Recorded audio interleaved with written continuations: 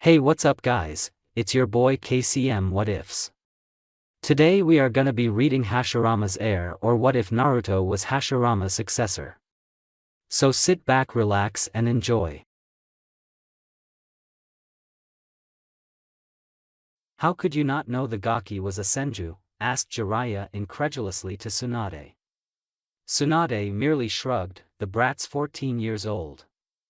Sarutobi-sensei sent me a letter every 5 years. I got one when the Kyuubi attacked, 5 years after that, Naruto age 5, and 5 years after that one, Naruto age 10. He sent me a fourth one about a year later, Naruto age 11, but I lost it escaping a debt collector, said a sheepish Tsunade, ashamed at losing important Konoha information. Damn.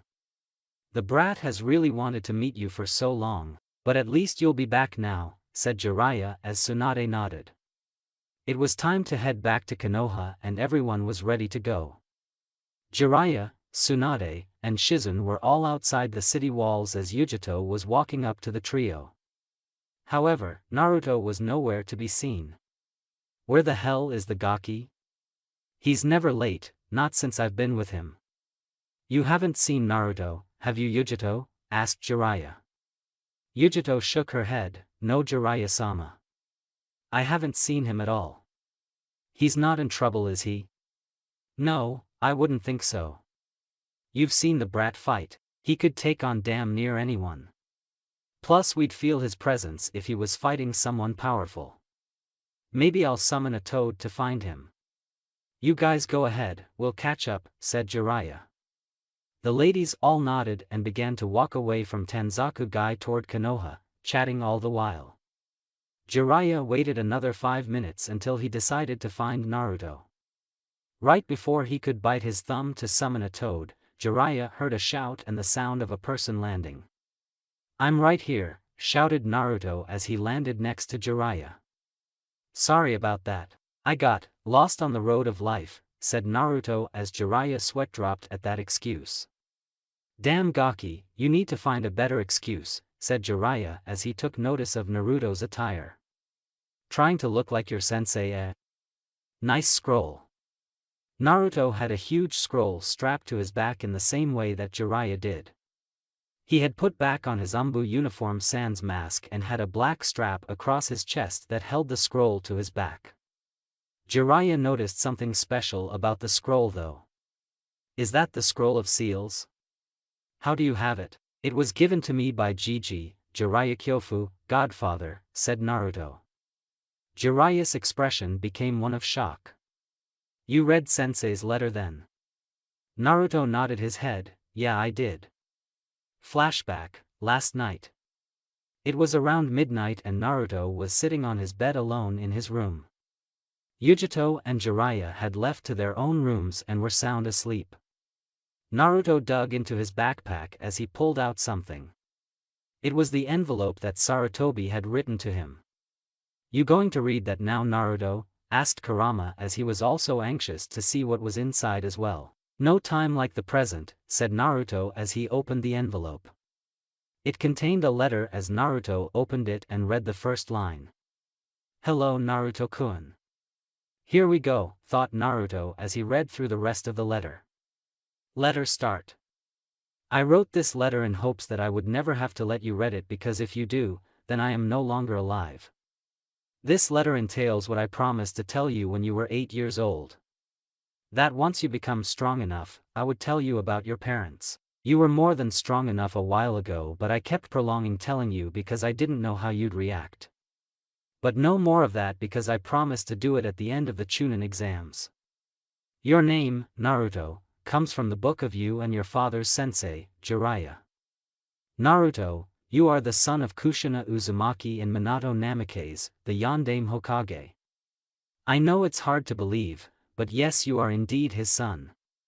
Minato couldn't choose someone else's child for the ceiling if he wasn't willing to sacrifice his own. Minato was a shrewd man, rarely doing something without reason.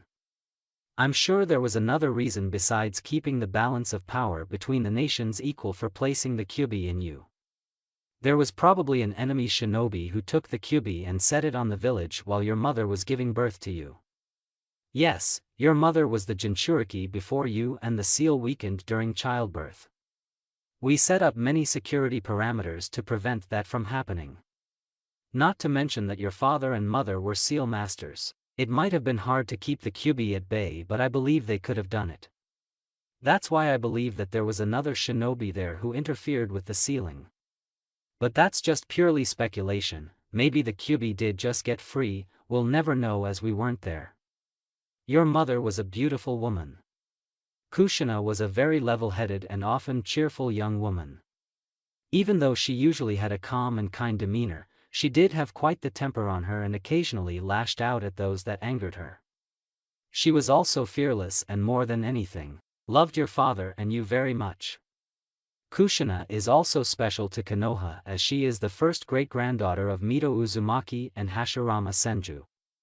This came to be because her grandmother, Hashirama and Mito's first child, was sent to Yuzushiogakure, Hidden Edi village, the village that housed the famous Uzumaki clan where Mito originated from.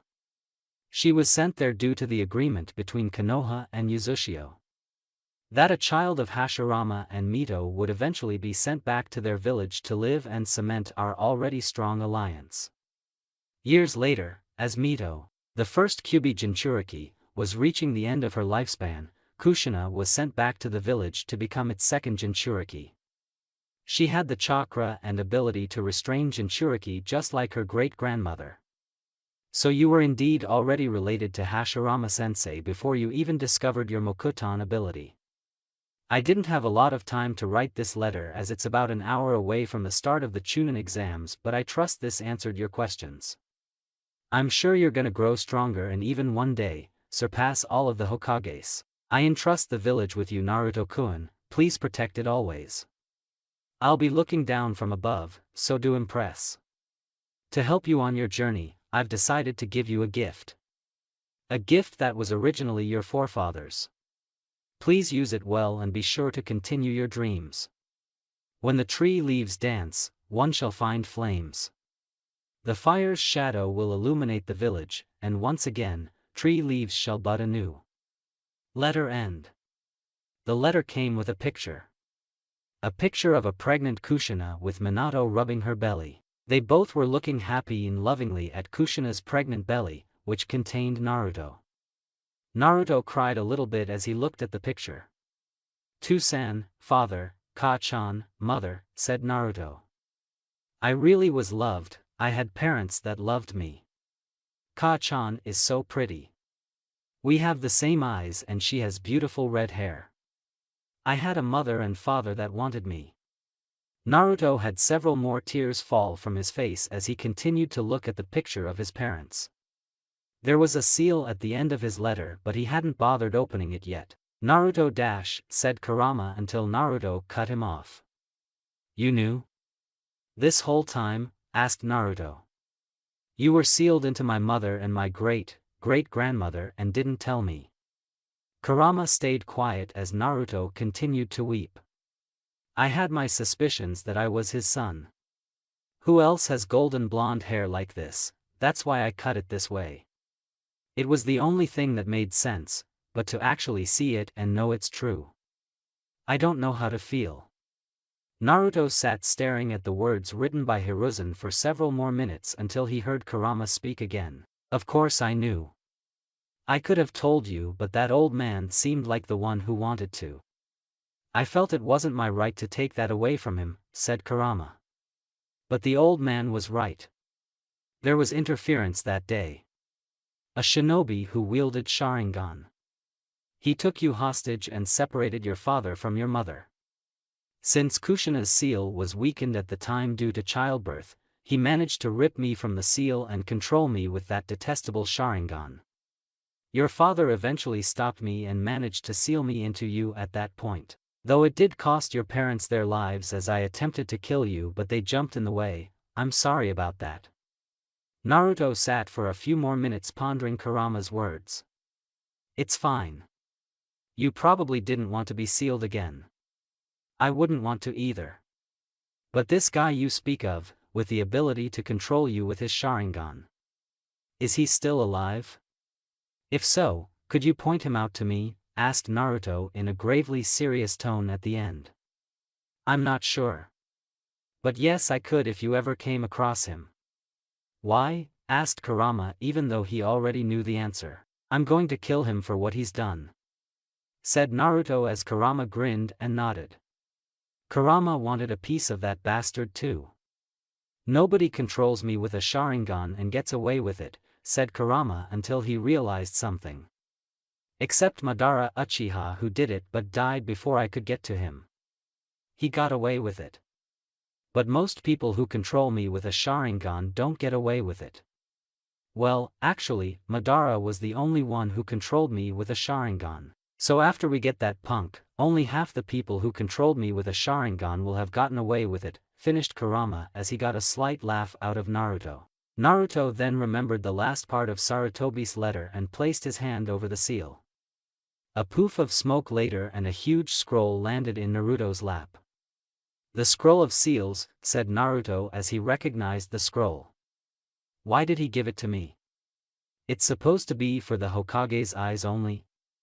Well, it was owned by Hashirama Senju. It probably has techniques in there that someone with your ability can use. Plus, he knew it would be safer in your hands anyway. It was stolen once before, remember, said Kurama as Naruto nodded. Yeah, Mizuki became a traitor and tried to steal it. Who's to say someone else won't? I'll let Jiraiya-sensei, Jiraiya Kyofu and Tsunade Bakon know in the morning, said Naruto. Naruto destroyed Sarutobi's letter as he laid back down to get some rest. Minato Namikaze and Kushina Uzumaki. Naruto didn't get much rest that night as he sat up thinking about his parents. Flashback end. Jiraiya looked at Naruto as he said, "So you know I'm your godfather." Yeah. It's pretty cool actually. Why do you think I called you Jiraiya Kyofu? Asked Naruto as he saw Jiraiya's shocked expression. What? You're not even mad or anything? I could have raised you, asked Jiraiya as he picked back up his jaw. Meh, said Naruto nonchalantly. Why should I be? There's no use crying over the past. I'm not going to be a chump and bitch about why you were never around. I never asked to be checked on, I just wanted to find someone to acknowledge me and I got that with Gigi and a few others. Plus, you had duties to attend to and probably your own things to deal with. Since Minato was your student, said Naruto as he then took on a thoughtful expression. Plus I couldn't imagine what I'd be like if I had you as an active influence on my life during my childhood. And now, at least I know who gave me my sweet little Gamachan. Naruto pulled out what appeared to be a wallet shaped like a toad and rubbed it against his face lovingly. Jiraiya smiled down at Naruto. You took that better than anyone could have expected, Gaki. I'm proud of you. So are you going to change your name or something? Naruto Uzumaki Namikaze Senju or something weird like that? That would be too stupid and I still don't think you should tell people about your parents, said Jiraiya as Naruto shook his head in agreement. What the hell kinda name is that? That's way too long in the first place. Being a Senju is fine enough and I understand about not telling people about my father and mother. I already have a huge bounty, I don't need a bigger one, said Naruto. Well, great then, kid. Let's get on the road. And maybe we'll find a better way to conceal that scroll, said Jiraiya as Naruto nodded. Well, Orochimaru did seal a summoning contract on his arm. I'll probably put a tattoo on me to store the scroll in and only take it out when I need it. Can you do something like that? Said Naruto as Jiraiya smiled. Of course. We'll do it when we get back to Konoha. Let's catch up to the girls first, said Jiraiya as he and Naruto took to the treetops to catch up. Konoha, several hours later.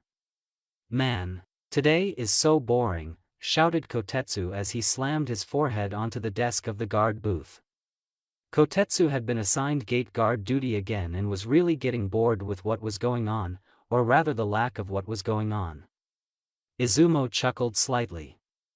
You're right, but I have a feeling something good will happen. The last time I felt this feeling was when we saw Umbu with Jiraiya-sama, said Izumo. Izumo then noticed several figures approaching in the distance. Seems some people are coming. Kotetsu got prepared to write down their names as he then gasped slightly. That's Tsunade-sama, shouted Izumo as he recognized the blonde lady in front of them. She's with Jiraiya-sama and Shizun-san, and that same Umbu. Did they return her to the village? Wait, that's Naruto. Naruto. Naruto looked toward the gate as he saw Izumo and Kotetsu. Those were the Chunin who placed that genjutsu on the door during the Chunin exams. Oh hey, guys. Damn, you guys stay at this gate? Do you guys have eternal gate guards in Kyumo Yugi-chan? Asked Naruto as he turned to Yujito. She had gone unnoticed by Izumo and Kotetsu up until that point. Yujito laughed slightly.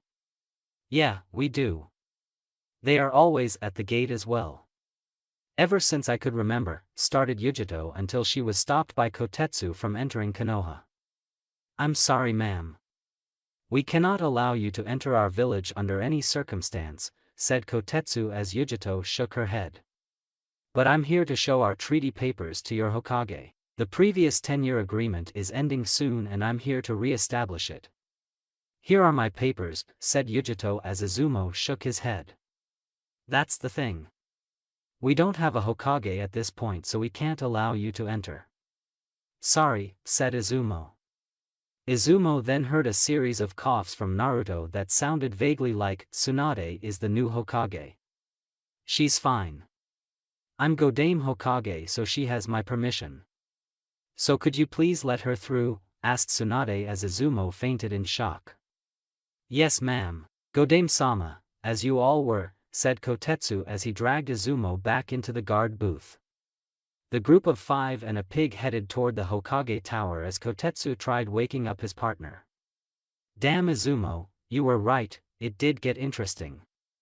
Tsunade, Shizun, Jiraiya, Naruto, and Yujito all arrived in the Hokage tower and were situated in Tsunade's new office. I can't believe I came back here. Let alone become the Hokage, said Tsunade as she took in a deep breath and exhaled. Naruto smiled and threw a hand around Tsunade's shoulder.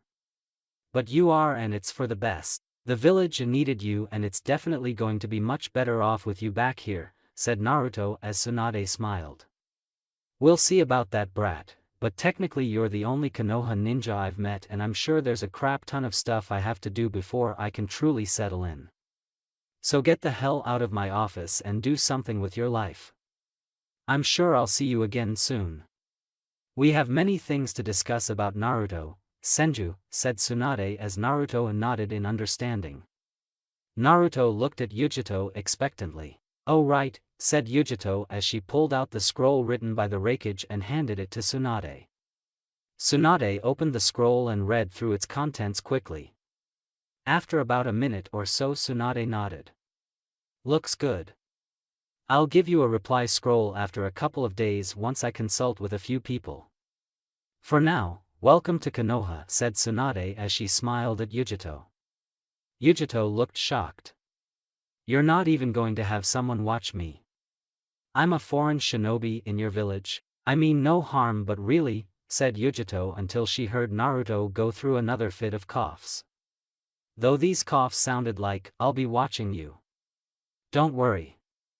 I already have a ninja guarding you. He's right here, now get going Naruto and Yujito. I have things to do, said Tsunade. Shall we Yugi-chan? Asked Naruto as he held out an arm for Yujito. Yujito smiled at the gesture and linked arms with Naruto as they walked out of the office. Now, time to get to business, Shizun. Please alert all shinobi of Chunin rank or higher that they will have a meeting with me personally as I need to get acquainted with the shinobi here. I'm sure the elders will be here to talk soon too, so be prepared for that. I'm pretty sure I'll have a coronation tomorrow. Damn, I hate speeches. Oh, and said Tsunade. Jiraiya was trying to sneak out of the window but Tsunade grabbed his collar. Jiraiya, you're helping me. You got me into this mess, then you can help me get settled in. That's an order. Jiraiya cried anime tears as he was forced to stay and help out Tsunade. He had wanted to go do some research at the hot springs but was now stuck with Tsunade for the day. Naruto's apartment. "So this is where you live?" asked Yujito as she sat upon Naruto's couch. Naruto had taken her to his apartment so he could change out of his Umbu uniform. "This is home. Ever since I was 6 years old, I've been here," called out Naruto from his room. "You know, kitten. That boy is probably naked in there right now. You should just walk in there right now, push him onto his bed and climb on top of the..." started Yujito's bijou until she cut her off. Yujito was blushing a serious shade of red. "You know, this seems very suggestive of Naruto-kun," said Yujito as Naruto walked out of the room. "Well, excuse me. I'm not that easy on Yugi-chan. You have to buy me dinner first," said Naruto as Yujito laughed slightly.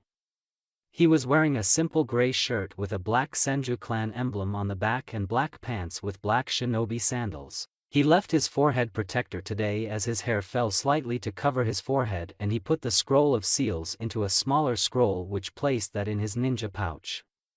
"Let's show you Konoha," said Naruto as he and Yujito exited his apartment. "You were just in the Hokage Tower and a little bit away is the academy, right over here." Naruto walked Yujito around Konoha, pointing out places of interest, running through a little detail on each of them. As Naruto was walking Yujito around, he was being greeted by civilians calling him a hero. "A hero, huh?" said Yujito with an interested smirk. Naruto smiled back. "Something like that. Though I wouldn't call myself a hero. I was merely doing my job as any other ninja would," said Naruto as Yujito shook her head slightly. "That's exactly what a hero would say," said Yujito. Her stomach then growled slightly as Naruto took notice. "I know the perfect place for dinner," said Naruto, still smiling as he touched Yujito's shoulder. The next instant, Naruto and Yujito vanished in a powerful shunshin. As they vanished, a person who had been stalking the two ever since she saw them looked up shocked at the quick disappearance. Naruto and Yujito's stalker blew the bang out of her face as she thought, "Naruto-kun's back. But who's that girl with him? What the hell is she doing with my man? I have to get to the bottom of this," thought the person as she went around Konoha searching for Naruto again. Naruto and Yujito appeared on top of a building as Naruto jumped down back to the street. "I will never get over how fast your shunshin speed is. It's incredible," said Yujito as she joined Naruto on the ground in front of the restaurant. "This is the place. Ichiraku's? Trust me. It's the best ramen. No, food, in the world," said Naruto as he opened the flap for him and Yujito to step inside. "Yo, old man, and I am Chan. I'm back." Out from the back came the owner of the restaurant, Tucci. "Naruto, my boy. You're back, and oh ho. Who's the pretty lady with you?" asked Tucci as Yujito blushed slightly. "This is Kyumo's Hellcat, Yujito ni. She's in town for a little while as we do peace talks between villages," said Naruto, who stopped Tucci from asking his next question. "Yes, we have a new Hokage. It's Tsunade Bakon." Tucci nodded his head and smiled happily at the announcement. "Tsunade-sama is the new Hokage. That's great news. So great, that your meal is at the house of Naruto and your dates too," said Tucci as Naruto fist pumped in the air. "Hell yeah," shouted Naruto as he and Yujito ordered their food. As they sat and ate, several figures were spying on them. "Holy shit," said one of the spies with a small dog on his head barking in agreement. "Naruto sure knows a hot chick when he sees one, get it bro?" As he said that, he was elbowed in the side by a blonde. "Shut up, Kiba. We're here to find out what that girl wants with my Naruto-kun," said the blonde as a pink-haired girl agreed. "Ino's right, Kiba, but sheesh. That chick is amazing. She's everything you want to be, Ino. She's got the curves, the style and..." started the pink-haired girl until she was cut off by Kiba. "Boobs. Not like the girls from our class like Sakura and you, Ino, all flat-chested and underdeveloped, said Kiba as he realized Akamaru was gone. Akamaru? Where'd you go, boy? Kiba heard Akamaru bark several feet away. Idiot. Why would he call me a? Thought Kiba until he was hit by a huge amount of killing intent. What was that, Kiba? Asked Ino as she cracked her knuckles. You want to repeat what you said about girls from your class, specifically me and Sakura, finished Ino as Sakura cracked her knuckles too. I said, shit, said Kiba as he got pummeled to the floor by a righteous Ino and Sakura. As Sakura and Ino were pummeling Kiba, they didn't realize they had their own audience. Sakura and Ino-chan. Ino and Sakura froze. Mid-punch Ino looked up with a smile. Naruto-kun. Hi. When'd you get back, said Ino as she straightened up along with Sakura. Not too long ago. Why are you beating down on Kiba?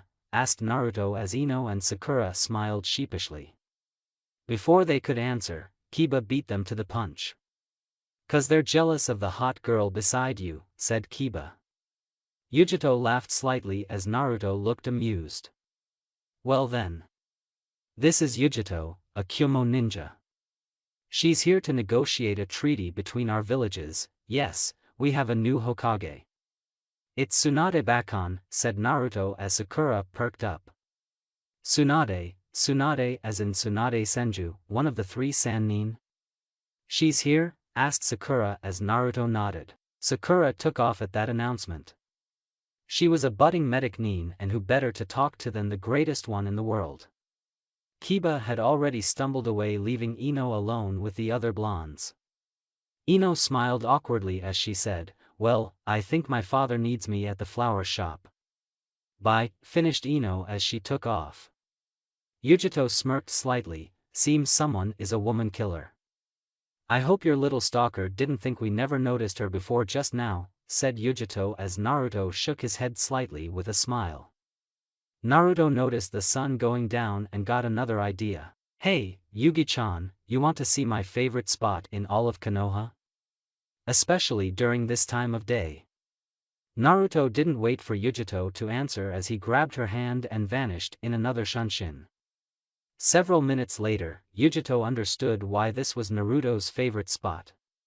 It's beautiful, said Yujito. Naruto had taken them to the top of the Hokage monument on Yondame's head to watch the sunset. Naruto smiled slightly. Yeah, it is.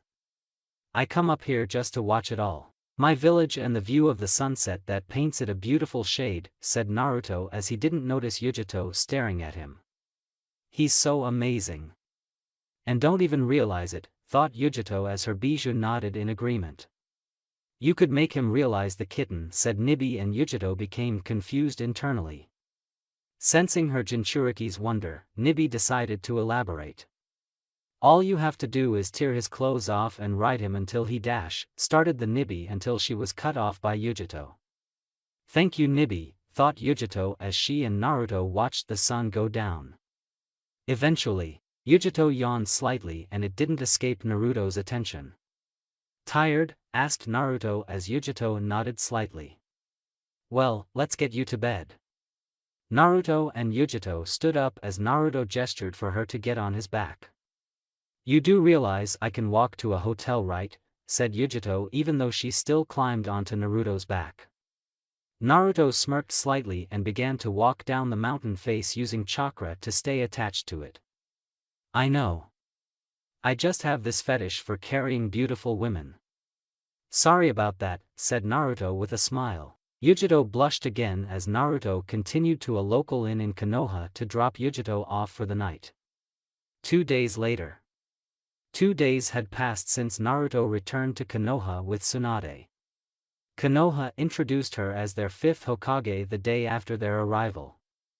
After her coronation, Naruto took Yujito to the hospital to meet Sasuke. Sasuke had been in a coma since Itachi used his jutsu on him. Tsunade had healed him earlier and Naruto decided to visit his friend. The visit was cool. Sasuke kept calling Yujito Naruto's girlfriend but they denied it every time. The only weird thing about the visit was that Naruto almost knocked over an old man with a cane. The old man had bandages around his right eye and an X on his chin. Upon asking Sasuke who that was, Sasuke said he had no clue, just a civilian trying to make sure he was fine. Naruto nodded his head but kinda was wondering if that really was what happened. Today though, Naruto and Yujito were headed to Tsunade's office. Naruto had been summoned by a hawk telling him to come and bring Yujito as well. Naruto and Yujito arrived in Tsunade's office to see Kakashi, Sasuke, Asuma, Shikamaru, Kurenai, and Shino standing in front of Tsunade's desk. Seated in Tsunade's desk was Tsunade herself with Shizune and Jiraiya standing behind her. Shikaka Nara, Konoha's Jonin commander, was also in the office along with Konoha's council, Hamura Mitokado and Koharu Utatane. Naruto stood beside Sasuke as Tsunade addressed everyone. "Nice to see you arrive, brat, now we can get this started. I have gone over the recommendations and performances from the recent Chunin exams. You four did extremely well. Shikamaru Nara, for your well-thought-out strategy and excellent use of your clan's jutsu and know-how of when to get away, you are being promoted to Chunin. Come get your flak jacket," said Tsunade as Shikamaru lazily walked over to Shizune to grab his new jacket. Shikamaru sighed as he grabbed his flak jacket.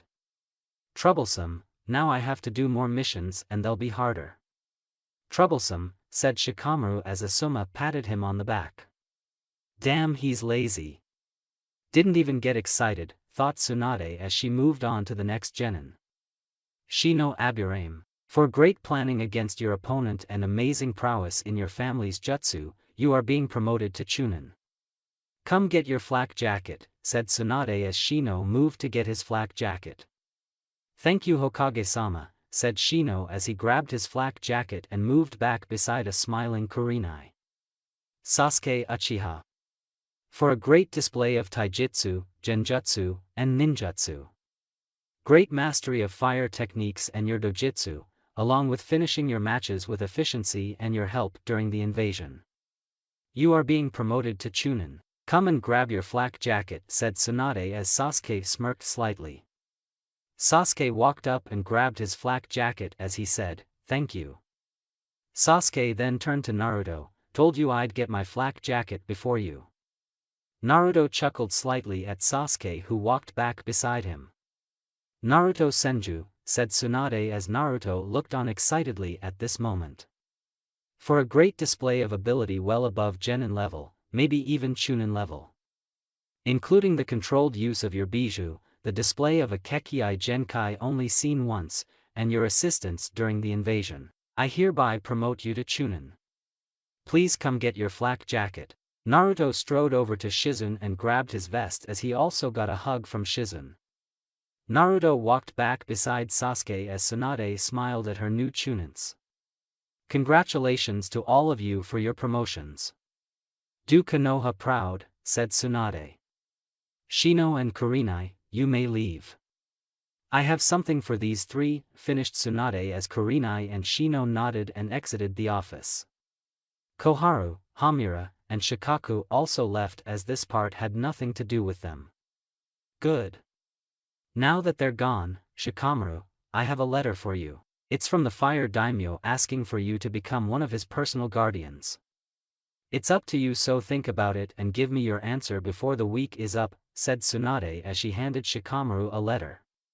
Troublesome, said Shikamaru as he grabbed the letter and left along with Asuma. Yujito ni. I have a response for you to return to your raikage when you go back. I'm certain that will be within the day, so have a great trip back. It was a pleasure getting to know you and I'm certain I'll see you again. I need to speak to Sasuke and Naruto in private for a second, so if you could please wait outside for a little bit. I'm sure you want to say goodbye to your boyfriend, so I'll try to get him out quickly, said Tsunade as she handed a blushing Yujito a scroll as she then exited. As soon as she left, Umbu in a tiger mask appeared from the floorboard.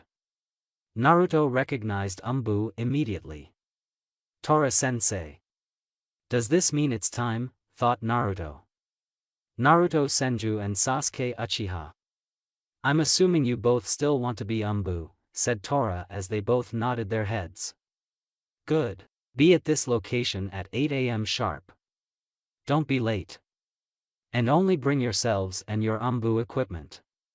See you then, finished Tora as he dissolved back into the floorboard. Well, I'm out of here. Good luck tomorrow, you two. I'm so proud of you guys, have fun, said Kakashi as he poofed away in a shunshin. See you tomorrow morning, Sasuke, said Naruto as he and Sasuke fist bumped. Naruto walked out of Tsunade's office as he found Yujito seated outside. You wanna go get your stuff? Asked Naruto as Yujito nodded. Naruto and Yujito walked to go and get her stuff ready to leave. After about an hour, Naruto and Yujito were situated at the village gate. Well, this looks like it's it for a while, said Yujito as Naruto nodded. True that. Unless you decide to come to find me again, I wouldn't mind that at all, said Naruto as Yujito smiled. Yujito lunged at Naruto, who was unprepared for her sudden movement. Yujito wrapped her arms around his neck in a hug. Thank you for this past week. It's been one of the best of my lives, said Yujito, still pressed into Naruto. Naruto finally got over his shock and hugged her back. No problem. We'll make a better one next time we meet. That's a promise, said Naruto, still hugging Yujito. Yujito could feel Naruto's ever-prominent warmth. Yujito gathered some courage from said warmth and moved her head back slightly, which made Naruto look toward her. Before he could say or do anything, Yujito pressed her lips against his. It was a fast kiss and barely more than a peck. It did, however, let Naruto feel Yujito's soft lips, and he even tried to lean back in to continue it, but Yujito spoke first. Don't tell anyone that happened. That was just my way of saying thank you, don't look into it, said Yujito as she walked away from Naruto. Or do. Either or is fine with me.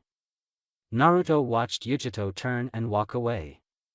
As she walked away, Yujito was swaying her hips ever so slightly, and Naruto couldn't help but notice every curve of her perfect body. That's just not fair, thought Naruto as he watched her all the way until she disappeared off the path. Damn. You were winning this whole time and then she hits you with that. Yujito, 1, Naruto, 0. Good luck evening the score, said Kurama as Naruto smirked slightly. I'll definitely even the score. But first, I need to see Jiraiya-sensei about that tattoo, then I'll get prepped for tomorrow. Big day ahead, thought Naruto as he walked back through the gate. Hell yeah, Naruto. Bagging that Kumo bombshell, I saw that kiss just now. Way to go, shouted Izumo at the gate. Izumo and Kotetsu had watched Naruto and Yujito the whole time and clearly caught all the action. Naruto rubbed the back of his neck sheepishly as he vanished in a shunshin to escape that conversation. Damn, he's gone already. You got the picture for Jiraiya-sama? Asked Izumo as Kotetsu nodded and held up a picture. You know I did. Ika Makeout Tactics, first edition with his autograph. Score, said Kotetsu as he held up the picture of Yujito and Naruto mid-kiss. The next morning, Naruto arrived at the location given to him by Tora. It was a subtle gesture with his hands as he spoke that Naruto guessed was a sort of test to make sure you were Umbu material. Naruto was wearing his Umbu uniform and had bandages wrapped around his right shoulder down to his bicep. Naruto noticed Sasuke walk up about 2 minutes later and held out a fist to his friend. Nice of you to catch that yesterday, said Naruto as Sasuke smirked. He flashed his Sharingan. I have the best eyes out of us two, of course, I caught that small detail. Are you ready to be an Umbu? It's hard out there, said Sasuke, bumping fist with Naruto as he let his Sharingan fade. Naruto nodded his head until he realized something. Hard out there? What do you mean? Have you been out there before? Asked Naruto as he questioned Sasuke. Sasuke had been acting fishy lately. Before Sasuke could answer, Umbu in a snake mask appeared. Hello, recruits. Today marks the start of your specialized training to become an official Umbu, said Hebe, Snake, as Naruto looked confused. Training? I thought we were already in, asked Naruto as he got a sense of dread from Hebe. He could feel the sinister smile of the Umbu that only one lady he knew had. Of course Enko is Hebe. Oh no, thought Naruto as he pulled out a kunai. No, my dear Gaki. That was just an invitation. The real fun begins now, and if you survive these next 2 months then you'll make it. If not, then you'll not be one, you may even die. Who knows, said Hebe as she then said. Welcome to hell. 2 months later. There was a full moon tonight as 2 figures stood atop the Hokage tower. They were both clad in Umbu uniforms, one with a raised collar and hawk mask on. The other was standing with his golden blonde hair swaying with the gentle breeze as he held his Gamma mask in his hand. It was Naruto and Sasuke dressed in the same Umbu uniforms they wore during the Chunin exams with swords now strapped to their backs. You ready? Asked Sasuke through his mask. Naruto placed on his own mask and replied. Ready. At that word, both of the two vanished into thin air and arrived in front of a building. Right outside the door, Tsunade was standing there waiting for them. As the two landed, Tsunade nodded her head at the two who nodded back in reply. Tsunade looked proud at the 2 shinobi in front of her. One was her nephew and the other was his best friend. They were ready. From everything she had seen in the past 2 months, they were as formidable as they come. 2 ninjas who were well on their way to becoming the best. Both of them were friends and also rivals. For a brief moment, Tsunade thought she saw her grandfather in Madara, but she quickly dispelled that thought as she opened the door and escorted the 2 new Umbu inside. It was time for Gamma and Taka's, Hawk, initiation into Umbu. As the Hokage, it was Tsunade's job to oversee the initiation ceremony. After all, they were directly chosen by her and meant to serve her, so of course, she would be there. Tsunade opened a huge double door as she motioned for Naruto and Sasuke to enter. Upon entering, Naruto and Sasuke noticed several Umbu standing around a small lighted area in a circle. Naruto and Sasuke both entered the small circle and then noticed Kakashi standing there reading his orange book. Kakashi-sensei, of course he'd be here.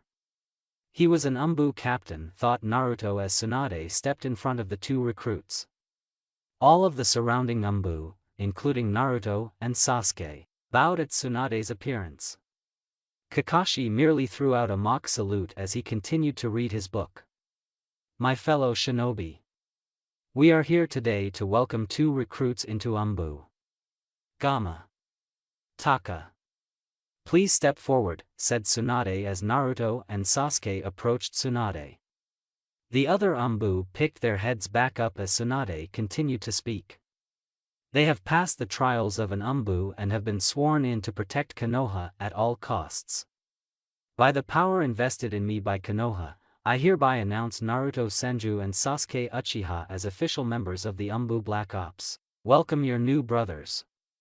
As Tsunade said that, the swirl marks on Naruto and Sasuke's left arm, between their shoulder and bicep, glowed red until it became its original black again. Several of the surrounding Umbu came down to greet the new members. What do you think they'll do? Asked Tsunade as Kakashi snapped his book closed. I'm sure they'll be fine, Tsunade-sama. Trust me, I was their sensei after all, said Kakashi as Tsunade nodded. Seems they'll be just fine, thought Tsunade watching Naruto and Sasuke interact with their new teammates. Ha ha ha. Damn right. That had to be the easiest village yet, shouted a man with an IWA headband on. He was surrounded by a little over 20 other shinobi. All with different headbands representing Mizu, IWA, and 2 from Konoha. They all had one thing in common, their headbands all had a long slash through them, signaling their statuses as missing nins. Mizu shinobi laughed. Of course. A civilian village like that can't stop a group of shinobi. Especially with our invincible leader, Aoi. Matter of fact. Said the missing nin as he looked toward a cage filled with women of various ages. I think I'll take one of our captures for a spin. A few others nodded their heads in agreement and joined in. As the men approached the cage, the women screamed in fear. While that was taking place, an umbu with a toad mask appeared in the treetops above them. Directly opposite of him, another umbu in a hawk mask also appeared. To their left and right, an umbu with purple hair and a cat mask appeared along with a bird-masked umbu. The cat-masked by umbu was the captain of the squad, Yugao Yuzuki. A capable kunoichi and experienced umbu captain. She is an expert kenjutsu user and the leader of the group of 4. Over a small radio, Nico, cat, began handing out orders to her squad. Gamma, secure the women and find our target, Aoi Rokusho. Torai, bird, move the women to safety. Taka and I will eliminate the rest, go, shouted Nico as all of the umbu sprung into action. Hurry up Aoi and open the gate, shouted an angered IWA ninja toward a Konoha missing nin in a Chunin flak jacket. He looked to respond until a wooden dome appeared in front of the women, completely blocking them off from the missing nins. Gamma landed on top of that wooden dome holding the snake seal. Mokutan, Makujiki, wood style, wood locking wall, thought Gamma as Tori appeared behind the wall to get the women to safety. What, Konoha umbu, thought Aoi as he was cut from his musings by the sound of birds chirping behind him. Aoi turned to see Taka rip through a shinobi with a chidori and Nico sliced cleanly into another with her katana, both died on the spot. Shit, they found me. Oh well, thought Aoi as he yelled out orders. Intruders. Fight until we kill them all. The group of men cheered as they all separated to face off against their foes. Aoi pulled out what appeared to be the hilt of a sword as he looked toward the umbu standing on the domed wall. With Taka. Taka flung the dead shinobi off of his hand as he let his chidori dissipate. Upon doing so, he noticed 8 shinobis staring him down, all hailing from Mizu. Ha! Let's see if those from Mizu dance well, said Taka, turning his face to look at all of them behind his hawk mask. Dance? Whatever, you are so dead meat for killing Kajika, said one of the ninja as he went through several hand seals along with the others.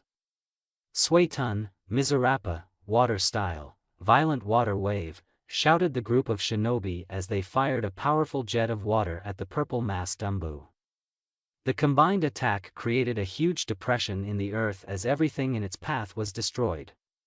Seeing no trace of the umbu, the missing nin laughed. That sure was easy. Let's go help out the others, said the ninja as he turned to head toward another opponent. However, upon turning, he came face to face with a white mask that had an enchanting red glow coming from the eye holes. How did he survive?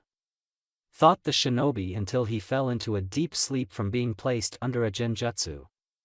Taka threw a kunai into his head to make sure he was finished. He then turned to the rest of the group as his hand sparked with electricity. Taka took off, tearing into the rest of the Mizu shinobi with gusto. He dealt with his group easily as they were no better than genins. With Nico. Seems Aoi was hanging out with only genins. This will be an easy recapture, thought Nico as she jumped to dodge an IWA shinobi's sword slash. While still in midair, Nico swung her sword in a counterclockwise circle, leaving images of her sword all the way around. Abarozukyo, hazy moon night, said Nico. She then swung her sword forward as she landed and sprinted through the 10 shinobi surrounding her with incredible speed. There were after images of her cutting the surrounding IWA shinobi, who all received powerful slashes or stabs in vital areas at roughly the same time seemingly, sending them to their deaths. Nico then placed her hand on her radio. Taka. When you finish up, assist Gamma. I will help Tori with getting all the women away, said Nico. Hearing a HN on the other side of the radio from Taka, she scoffed slightly. Disrespectful brat. Nico took off to assist Tori in evacuating the women as Taka went to join Gamma in facing off against Aoi and his group. With Gamma. Hey, asshole. What the hell do you think you're doing? "Those are our women," said an angered IWA ninja as he stared at the toad-faced Umbu. Another shinobi actually managed to recognize that the Umbu used Mokuton and grew fearful. Before he could speak, Umbu spoke first. "Aoi Rokusho. Chunin level missing nin from Konoha. Wanted for stealing the Raijin no Ken, Sword of the Thunder God. Please come peacefully and you will be given a fair trial." Aoi smirked slightly. "Ha, you couldn't take me back even if you used force. I know who you are. There are only 2 Mokuton users left and you're the one with the golden blonde hair. Naruto Senju, Jinchuriki of the Kyuubi. Despite your impressive skill set, you should know that this sword makes its wielder invincible," said Aoi as the sword hilt he had pulled out burst with yellow lightning taking the shape of a sword. "You won't be able to stop me, no matter how much you try. This sword can cut through anything." Some of Aoi's surrounding shinobi looked conflicted. They all knew of Naruto Senju and what he was capable of. But they also knew what I could do and how powerful he was with that sword. However, they didn't want to be around for the battle. Gamma didn't give them a chance to run away though. "Mokuton, Sekiro no Jutsu, wood style, 4-pillar prison technique," said Gamma as he flashed through 4 hand seals. A huge wooden cage rose from beneath the group of shinobi, trapping them in a wooden box. Gamma threw several kunai attached with explosive notes on both corners of the box facing him. The tags began to burn, signaling an imminent explosion. "Get out! It's going to explode," shouted an IWA shinobi as he and several others tried breaking out of the technique. Their attempts were futile as the wood was infused with chakra and incredibly durable. "Shit dash! Boom!" The wooden box exploded violently as pieces of the wooden box and body parts were thrown everywhere. Gamma scanned the surroundings to check for any survivors. Aoi had escaped the durable prison by slicing through it with his sword. There was also another ninja laying beside him with a few singes on his clothes. Seems Aoi survived, and is that another Konoha ninja? "Who is that?" thought Gamma as he looked toward the still smirking Aoi. "I can cut through your wood." "You won't get me with a simple trick like that," said Aoi. The smaller Konoha ninja beside Aoi stood up and proceeded to run away from the danger. "Idate! You coward," said Aoi as Idate began fleeing the scene, leaving just him and Gamma alone. As Aoi was turning around, he saw Gamma appear in his face with a shunshin holding a Rasengan. Gamma's hand began to come forward as he sent his Rasengan into Aoi, who was surprised by the quick movement of the toad-faced Umbu.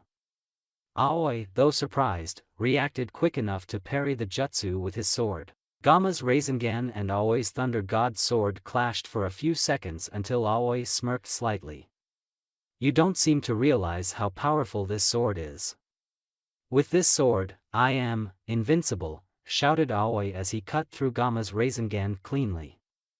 The sword continued as it sliced into Umbu's shoulder and took his arm clean off. Aoi looked pleased with the results until the Umbu in front of him turned into wood. A clone? Then where is the real one at dash, thought Aoi until he was cut off by the sound of another Rasengan. The real Gamma was situated above Aoi as he sent Aoi crashing into the ground with a Rasengan to the back. As Aoi laid prone in the small crater created from the Rasengan, Gamma retrieved the Raijin no Ken and placed it in a sealing scroll. Gamma then placed his hands in the snake seal as he created wooden stalks around Aoi to keep him from moving. "Shit! It's suppressing my chakra, I can't get out," thought Aoi as he struggled against the binds. "There's no need in trying. Someone of your caliber can't break out of that with physical strength. You were nothing but a mere Chunin teacher at the academy, who couldn't hack it in Konoha and decided to go rogue." "It's over," said Gamma as he then hit Aoi to send him into unconsciousness. Taka appeared back in the clearing right after Gamma knocked Aoi out. Taka had Idate, the Konoha shinobi who tried to escape earlier, slung over his shoulder. Taka had easily caught up to and subdued Idate. Upon capturing him, Idate spilled the beans about everything. From his being fooled by Aoi into stealing the Raijin no Ken, to getting forced to go rogue with him or die. Idate tried to continue, but Taka just knocked him unconscious as he didn't care anymore, not that he cared in the first place. After Taka told Gamma about Idate, Gamma touched his radio to tell Nico. Taicho. We have captured missing Nin, Aoi Rokusho, and retrieved the Raijin no Ken. We even caught missing Nin, Idate Marino, said Naruto as he waited for a response. Gamma didn't wait long as Nico immediately responded. Good work. I have already sent word to the retrieval team. Ibiki will be at your coordinates shortly. Once he arrives, meet us at the rendezvous point. Out. Gamma nodded his head as he waited patiently with Taka for Ibiki's arrival. After about an hour of waiting, Gamma sensed several presences nearing their position. Shortly afterward, Ibiki and several other torture and interrogation shinobi appeared. Thank you for your work here.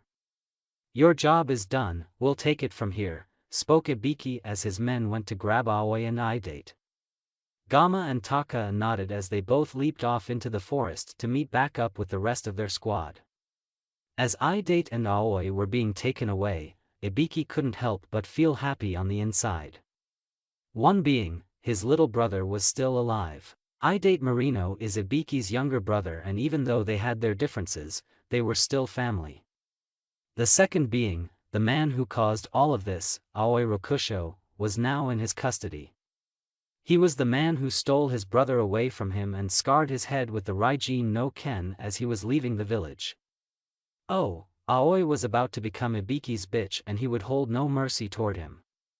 One day later. It was near 7 o'clock in the evening as several people were situated in the Hokage's office. Squad 3 stood in front of Tsunade's desk as Tsunade sat behind it reading their mission report. After a minute or so, Tsunade nodded her head at the results. Another mission success. Great job, Squad 3. You have a day's rest. Dismissed, said Tsunade. At the word dismissed, the squad nodded and disappeared, except for Gamma. Tsunade noticed him still standing there and looked confused slightly. Hokage-sama. If we could have a word in private, asked Gamma as Tsunade understood the seriousness behind it. Tsunade waved to her two assistants, Shizune and Sakura, that they were done for the day and could go home. As they both left, Gamma smiled behind his mask at Sakura. She had made a great impression on Tsunade and had gotten taken on as her pupil.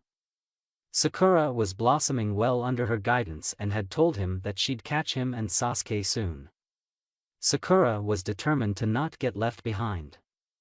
When the door to Tsunade's office shut, Naruto took off his mask and took a deep breath. He then slumped into the chair in front of Tsunade's desk as he let that breath go. Tsunade smiled at Naruto's antics. Even though he had joined a serious organization like Umbu, he was still a person, a regular person. So what's up, brat? What did you want to talk about? If it's about the scroll of seals sealed into your arm, said Tsunade as she looked at Naruto's right arm, which had a large orange fox with 9 tails coiling around his shoulder down to his bicep. It's fine. Like I told you before, Sensei wanted you to use it and I do not need it. It's all yours. Naruto shook his head slightly. No, BA-chan, it's not about that. I was just wondering, have you noticed anything fishy about Sasuke? Asked Naruto as Tsunade looked confused. What makes you think that? Asked Tsunade. Naruto placed a hand under his chin as he went into a contemplative pose. Well. Have you noticed how he made the transition into Umbu so easily? It's not a knock on his skills or anything, but even Tenzo-sensei and Yugao-senpai think the same, said Naruto as Tsunade nodded her head. True. He does seem like he's done this type of work before, but I don't believe that's enough to warrant him acting fishy. Kakashi could have been helping him learn about it just as Tenzo has been teaching you. So there has to be something else that makes you say that? Questioned Tsunade. Yeah, 2 more things actually. First, he had a visitor during his time in the hospital and I bumped into that guy when I went to see Sasuke with Yujito. He told me he was just some civilian wishing him well, but the guy had chakra like a ninja. Do you know of any old, crippled guy with a bandaged right eye and a scar on his chin that looks like an X? Asked Naruto. Tsunade showed no outward reaction but internally was shocked. Danzo? What the hell could he want with Sasuke? Thought Tsunade as she nodded to Naruto. Yes, that's Danzo Shimura, an old teammate of Sarutobi-sensei. He was quite skilled as a shinobi but got crippled during the Third Shinobi War and has been an advisor ever since. You really have never seen him? Asked Tsunade as Naruto shook his head no. No. I've never seen him in person, but I have heard stories about Danzo from Gigi. Of course not. I'm not sure many people in Konoha have even seen Danzo, let alone heard of him, thought Tsunade. And the last thing was what he said to me. It wasn't necessarily the last thing, but he told me to remember that every leaf in the forest has two sides. What the hell could that mean? Do you know? That's an old code from the Third Shinobi War. But that's only used by Konoha shinobi who go on S-rank missions and try to avoid persecution from the higher-up shinobi. Only the Sannin, sensei, and the advisors know that code. Danzo must have told Sasuke, but why would he need it? I'll have to get down to the bottom of this, thought Tsunade as she shook her head no to Naruto's question. Of course, she knew about the code, but why make Naruto grow even more worried about his friend? She'd handle it so it'll be fine. Tsunade then smirked slightly as she decided to get off the serious topic with Naruto. She was off duty, so why not have a little fun? Tsunade pulled out a picture and slid it toward Naruto. Naruto looked confused as he wondered what she was trying to show him. He picked up the picture and blushed immediately. How did you get this picture? There's no way that you could have taken this. It was just me, Yujito, Izumo and Kotetsu took it, said Naruto. He was holding a copy of the picture of his and Yujito's kiss. Kumogakure's Hellcat and the Orange Fox of Konoha sharing a kiss. You do realize a picture like this would make someone extremely wealthy? Especially since we have to make copies of all letters sent to different villages.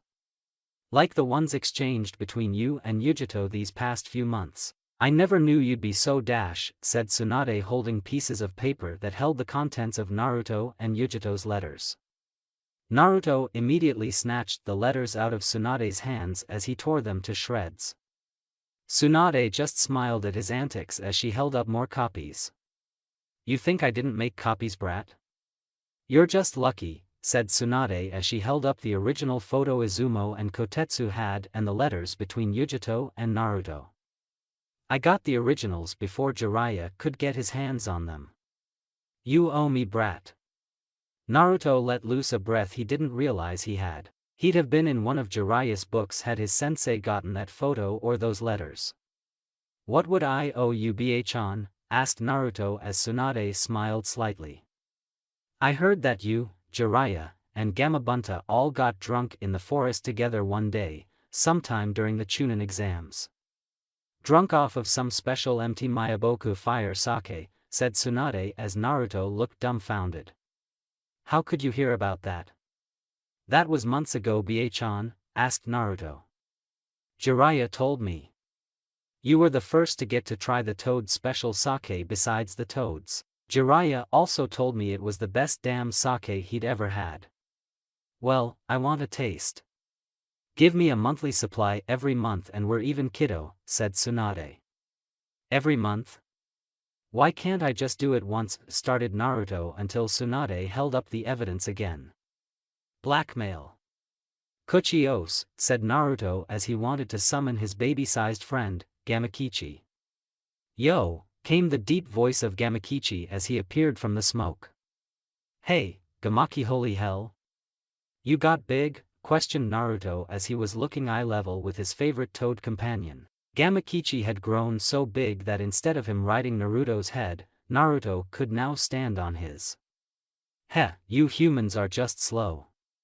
What do you need, bro? Questioned Gamakichi as Naruto got over his shock and told him the plan.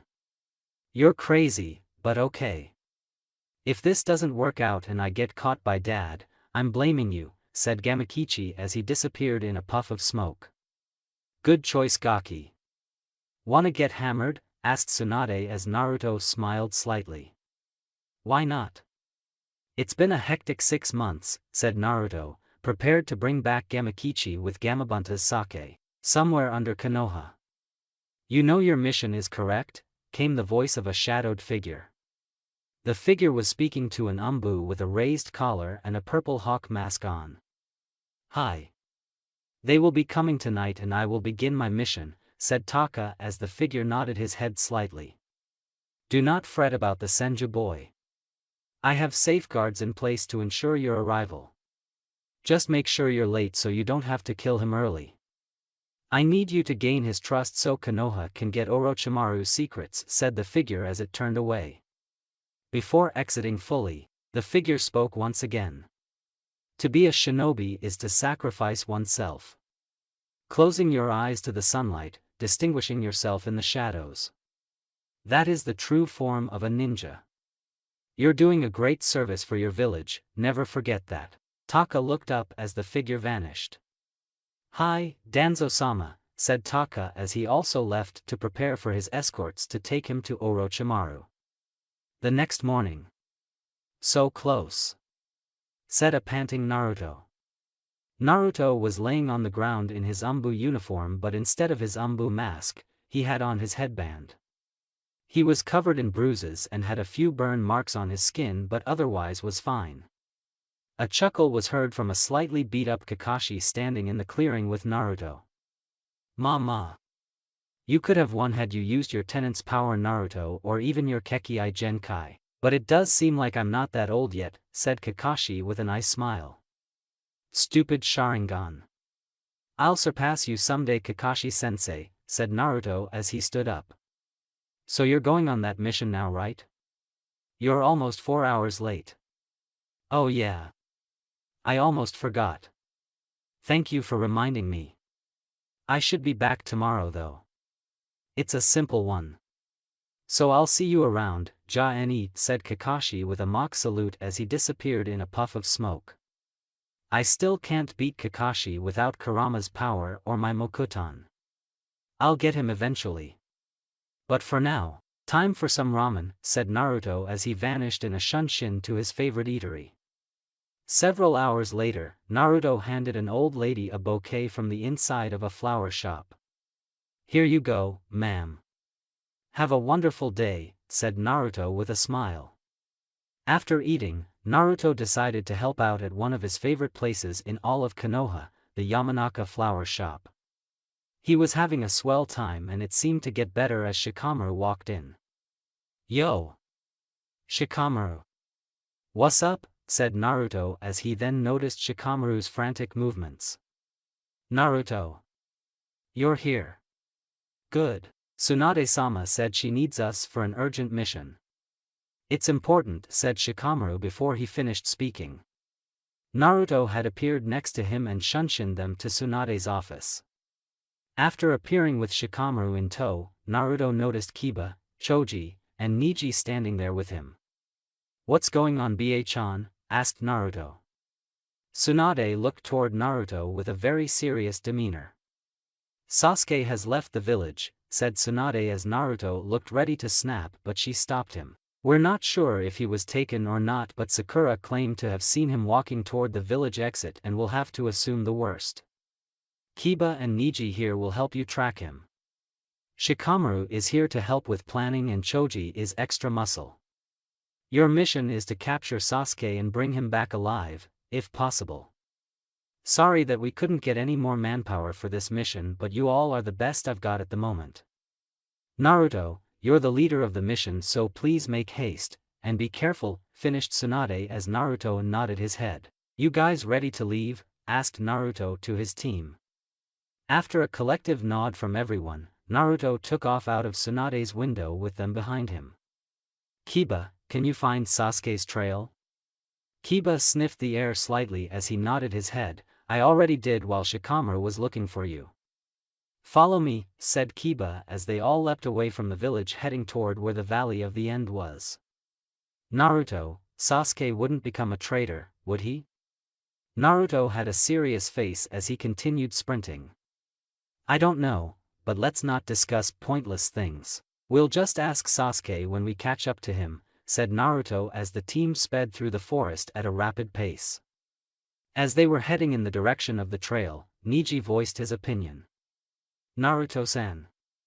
Shouldn't this mission be for Jonin or at least, a team of Chunins? Why is Hokage-sama sending 2 Chunins and 3 Genins? Asked Neji. Naruto didn't answer due to Shikamaru answering for him. True as it may be, this mission is definitely not supposed to be given to us. However, my dad told me that the village is very short-handed at the moment due to the invasion. Meaning, missions are being taken no matter what to help with the rebuilding, leaving the village with few shinobi to guard it. Due to that, that's why we were handed this task. Neji nodded in affirmation as Kiba decided to make his thoughts known. Who cares? We're going to kick some ass and take Sasuke back to the village. It's simple, said Kiba with the utmost confidence. Shikamaru, Chuji, and Neji smiled at the opinion as it was definitely needed for the overall morale. However, Naruto didn't smile. He merely nodded at the words and continued to sprint through the forest, still setting a rapid pace. Sasuke better have a damn good excuse for deserting the village. Naruto seems pissed and I wouldn't want to be on the receiving end of it, thought Shikamaru as the group kept leaping through the forest. Sprinting for nearly half a day and taking a rest during the night. The next morning. Naruto, we're getting close. I can see the group of 4 sound shinobi. And they are carrying a large circular box, said Neji, who had his Byakugan activated since Kiba said they were nearly upon them. They have stopped moving. It looks like they are carrying out a ritual. Shall we strike now? Asked Neji to Naruto as they landed in the trees surrounding the sound ninjas. It seems like the best idea. To ambush them and retrieve Sasuke. Shikamaru, what do you think? Said Naruto. Naruto was positive it was the best plan, but why not ask Shikamaru? It wouldn't hurt anything to hear from the genius. Shikamaru looked thoughtful for a few seconds but ultimately nodded his head. That's perfect, but we need to strike now. Everybody ready? Asked Shikamaru. Seeing everyone's nod, Shikamaru turned back to the group in front of them. Let's go. When Shikamaru said the word go, a kunai with several explosive notes attached to the end landed on the tree beside the group. Shit, they spotted us, thought Naruto as the group jumped away to avoid the explosion, not without receiving the shockwave which ended up sending them further than intended.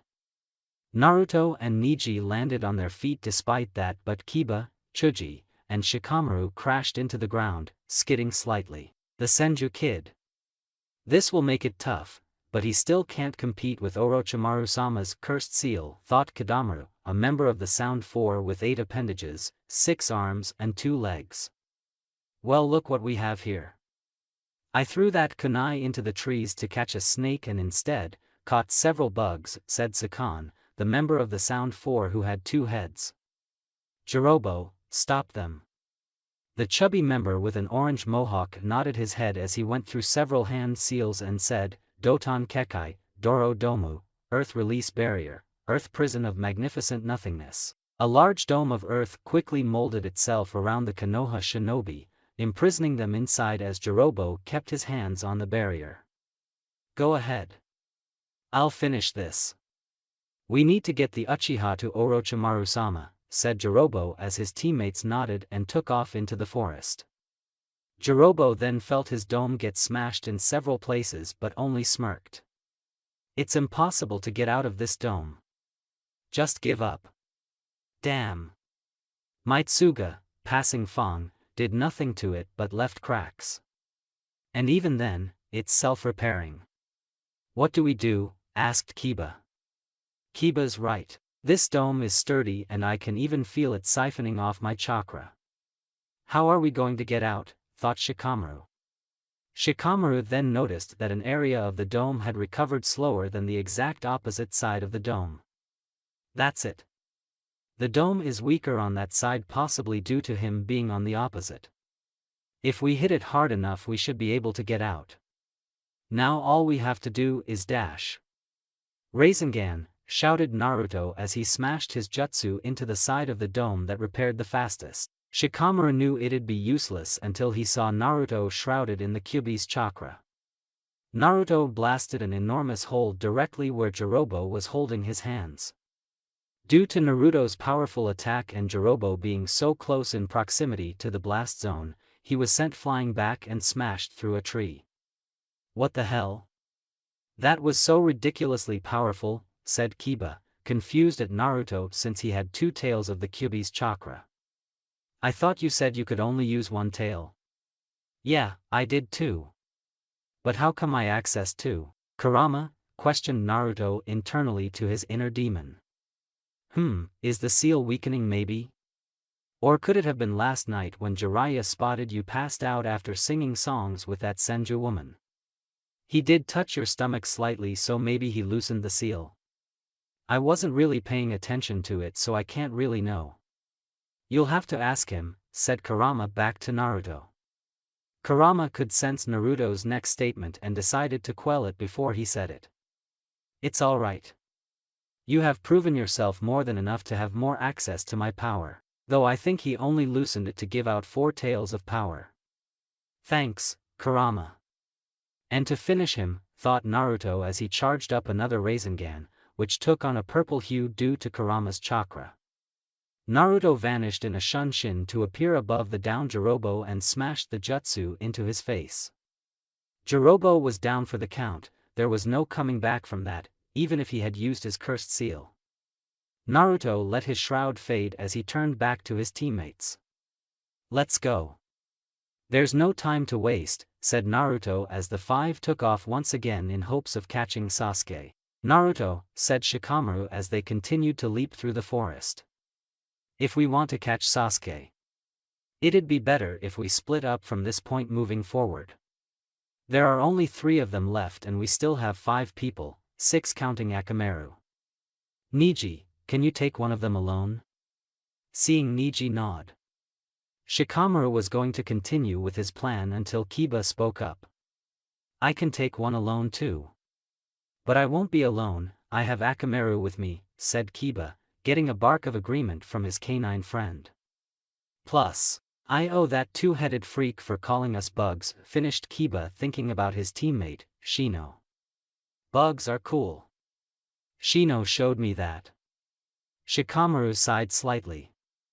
Well, if you think so then that settles it. Kiba can take the 2-headed dude, leaving Niji to take on either the girl or the one with 6 arms. Choji and I will take on whoever he doesn't face, leaving Naruto to get Sasuke and get him back to Konoha, said Shikamaru as the group nodded their heads at the plan. Naruto placed his hands in the snake seal. Moku Bunshin no Jutsu, wood clone technique, said Naruto as he created several wood clones. Just in case, I'll be able to help. You never know, Orochimaru could send them assistance. The group continued to leap through the forest to enact Shikamaru's plan. Naruto, Choji, and Shikamaru stood across the redhead girl member of the Sound 4 as Sasuke was nowhere to be seen, nor was the rest of their respective teams. Niji had stayed back to take on the 6-armed member of the Sound 4.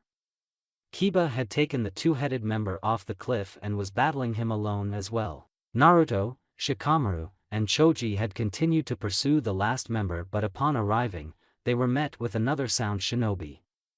He left Taiyuya, the redhead girl, to stop the last 3 Konoha shinobi while he continued on. As they were staring her down, Shikamaru spoke to Naruto. Don't worry, Naruto. Choji and I will handle her. You go get that new guy and bring back Sasuke. We'll be fine. Naruto nodded his head and leaped past Taiyuya while Shikamaru and Choji distracted her. Naruto easily caught up to the newcomer and stopped him in the middle of a field. Sasuke was still in his barrel as Naruto faced down the white-haired shinobi, Kimimaro if that was his name since the redhead said it upon his arrival. Yo, said Naruto as he landed in the field with the other ninja. The ninja had pale skin, green eyes, 2 scarlet dots on his forehead, shoulder-length white hair. He wore a light lavender, loose-fitting, long-sleeved, zip-up shirt, black pants cut off around mid-calf, bandages wrapped around his ankles, shinobi sandals, and a purple, rope-like belt tied in an inverted bow around his waist. If Tayuya comes back, I'll kill her, thought Kimimaro as he turned to face Naruto. Let's see. How should I kill you? What does Orochimaru want with Sasuke? Asked Naruto. It is of no importance. You came to get him back and it's my job to get him to Orochimaru. No need for negotiation, replied Kimimaro in a monotone voice. Come. Naruto vanished in a shunshin at that word to appear in front of Kimimaro and threw a hook out at him. Kimimaro shifted his head back with ease as he dodged Naruto's punch. The ninja then lashed out at Naruto with a sword strike, except his sword appeared to be made of bone. Is that bone? Thought Naruto as he backflipped away to dodge the slash. Do you have a Kekkei Genkai? Seems you aren't as weak as I thought. It is the Kekkei Genkai of my clan, the Shikatsumiyaku, Dead Bone Pulse. It allows me to freely control the bones in my body and I'm the last of my clan, making me its last user, said Kimimaro as he held up his bone sword. So basically you can manipulate your bone structure to use for combat. I'm sure you can also freely control how dense those bones are because if they were just regular bones, it'd do you no justice, said Naruto as he prepared to use a technique. However, before he could move his hands, the barrel holding Sasuke began to emit a purple smoke. After a few seconds, the barrel exploded and a huge plume of smoke billowed out. When the smoke died down, Sasuke could be seen standing with his back to Naruto. Sasuke's appearance had changed though. Instead of his normal black hair, it was much longer, down his back and took on a blue hue. His skin also took on a darkish gray hue. Eventually, it all receded into the seal on his neck. Sasuke. Sasuke heard the voice and knew immediately that it was Naruto. Sasuke turned his head to look at Naruto with his Sharingan active. Without saying a word, Sasuke immediately leaped off to where Orochimaru would be. Kimimaro looked at Naruto as he said, "Seems your friend wants to go to Orochimaru of his own free will. There's nothing you can do about that, so just let him leave and die by my hands." Naruto had closed his eyes when he saw Sasuke leave. Upon hearing Kimimaro speak, Naruto immediately opened his now blood-red eyes and stared at where Sasuke had jumped off to. His eyes, seems he has a strange chakra inside him, thought Kimimaro as he noticed Naruto's red, slitted eyes. No matter. I have to stop him. For Orochimaru-sama's sake. Kimimaro ran toward Naruto as he prepared to stab into him, only to get kicked away by a green blur. Konoha Senpu, Leaf Whirlwind, came the voice of the new arrival. Poised in his green jumpsuit, Rock Lee stood in front of Naruto in the beginning stance of the Goken. Lee started Naruto until he was cut off by Rock Lee. Please go on, Naruto-kun. I saw what Sasuke-kun just did. I'll handle this guy.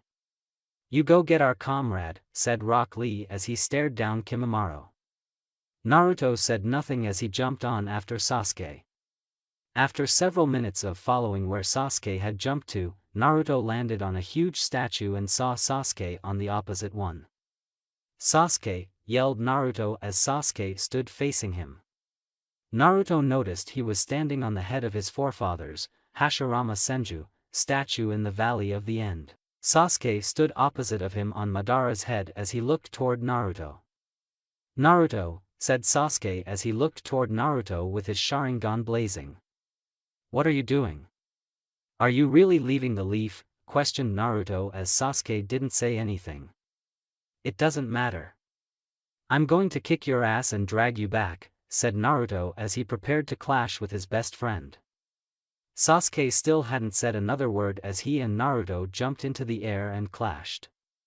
Naruto caught Sasuke's punch as Sasuke blocked Naruto's knee. The two landed on the water below, still locked in a struggle for dominance. After a short while, the two separated and stood opposite each other on the water of the river. Naruto's eyes were still red as he looked at Sasuke. So you really are trying to leave?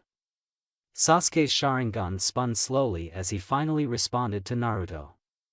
Yes. There are things that I need to accomplish. As Sasuke said that, Naruto flared his chakra to dispel a subtle genjutsu placed on him. You know, genjutsu of that level doesn't work on me, said Naruto as he performed a shunshin to appear in front of Sasuke. Naruto was already throwing an uppercut that Sasuke dodged by stepping back before he had to jump over Naruto's leg sweep. As he jumped over Naruto's attempt at his legs, Sasuke lashed out with a kick to Naruto's head. Naruto evaded Sasuke's kick and grabbed his ankle. Naruto then stood back up spinning as he tossed Sasuke away violently. Despite the speed at which he was tossed, Sasuke managed to somersault and land on the side of the wall as he went through several hand seals. Katan, Gokakyu no Jutsu, Fire Style, Grand Fireball Technique, said Sasuke before he unleashed a huge fireball at Naruto. Naruto placed his hands on the surface of the water as he prepared to defend against the fireball. Mokuton, Jukai Heki, Wood Style, World of Trees Wall, said Naruto as dozens of branches rose from the water, interlocking as they grew in size to form a large wall.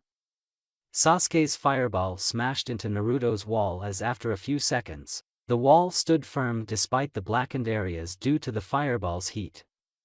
I don't have time to play around, Kurama thought Naruto as Kurama immediately understood and channeled chakra into Naruto's system. Naruto gained an orange chakra shroud as he charged up a Rasengan. Naruto took off to charge through his wall. As Naruto burst through the wall, he was met by Sasuke, who had charged up a Chidori with Naruto's same intentions. Sasuke had black, flame-like patterns going on his face since he used some of the curse seal to combat Naruto's Bijou cloak. Chidori and Rasengan clashed against each other as the two battled for dominance once again. You should know that this was a mistake, said Naruto as he gained a tail of chakra. Naruto then easily blasted Sasuke away since a Bijou's power, especially Kurama's, would trump Orochimaru's power boost any day. Sasuke smashed into the wall of the ravine. As he laid in the wall, Sasuke smirked slightly as he let Orochimaru's cursed seal recede. You're right, Naruto. That was a mistake on my part. However, a Bijou's power means nothing when compared to the full might of the Uchiha clan's Sharingan, said Sasuke as he came out of the wall while opening his eyes. His eyes were a different pattern though. Sasuke's tomo spread and converged along the edge of its iris, taking on the appearance of three intersecting ellipses. His eyes also inverted colors as there was a black eye with red designs. Naruto stood in his one-tailed Jinchuriki cloak as he faced down his best friend, Sasuke, in the Valley of the End. Naruto had his eyes narrowed at Sasuke's new power as he had revealed to have attained the Mangekyo Sharingan. Naruto didn't know what his new eyes could do but could certainly feel the unbridled power behind them. Not to mention the warning he received from Kurama earlier about its potential. I've never seen you use that power before. So how do you have those eyes, said Naruto talking about Sasuke's Sharingan. Sasuke smirked at Naruto's words. You seem to not remember that you hid quite a few things from me in the past, Naruto. Your Jinchuriki status and your Mokuton abilities.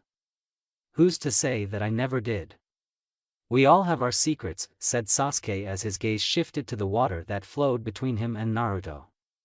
As he stared at his reflection, he continued to speak. These eyes are only attainable to those that have experienced the death of someone close to them. Like the death of a family member, or in my case, a best friend. Naruto pondered Sasuke's words. You killed your best friend, for power, questioned Naruto, apprehensive about what Sasuke may have done. Sasuke chuckled slightly at Naruto's words. I would never stoop so low just to attain power. These eyes were born the day I witnessed your death, by my hands, said Sasuke as Naruto became confused. I'm not dead. Nor have I ever been dying by your hands. So how could my death have anything to do with that? Itachi, replied Sasuke in a low tone as he continued to stare into his own reflection. Itachi made me kill you in his Tsukuyomi over and over again, and I assume due to the realness of his genjutsu, my eyes were born that day. Naruto raised his eyebrows at that statement. Why would Itachi do something like that? He'd have had to know that something like that could happen. Did he do it on purpose, thought Naruto as he felt a chakra spike come from Sasuke, who was holding the tiger seal after going through 6 hand seals.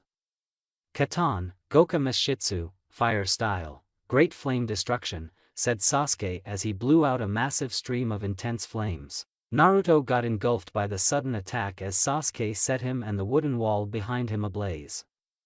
Sasuke ended his attack after a few seconds as Naruto's wood wall was burning in an intense fire. Not seeing any sign of Naruto, Sasuke scanned his surroundings for anything that could clue him in on his whereabouts.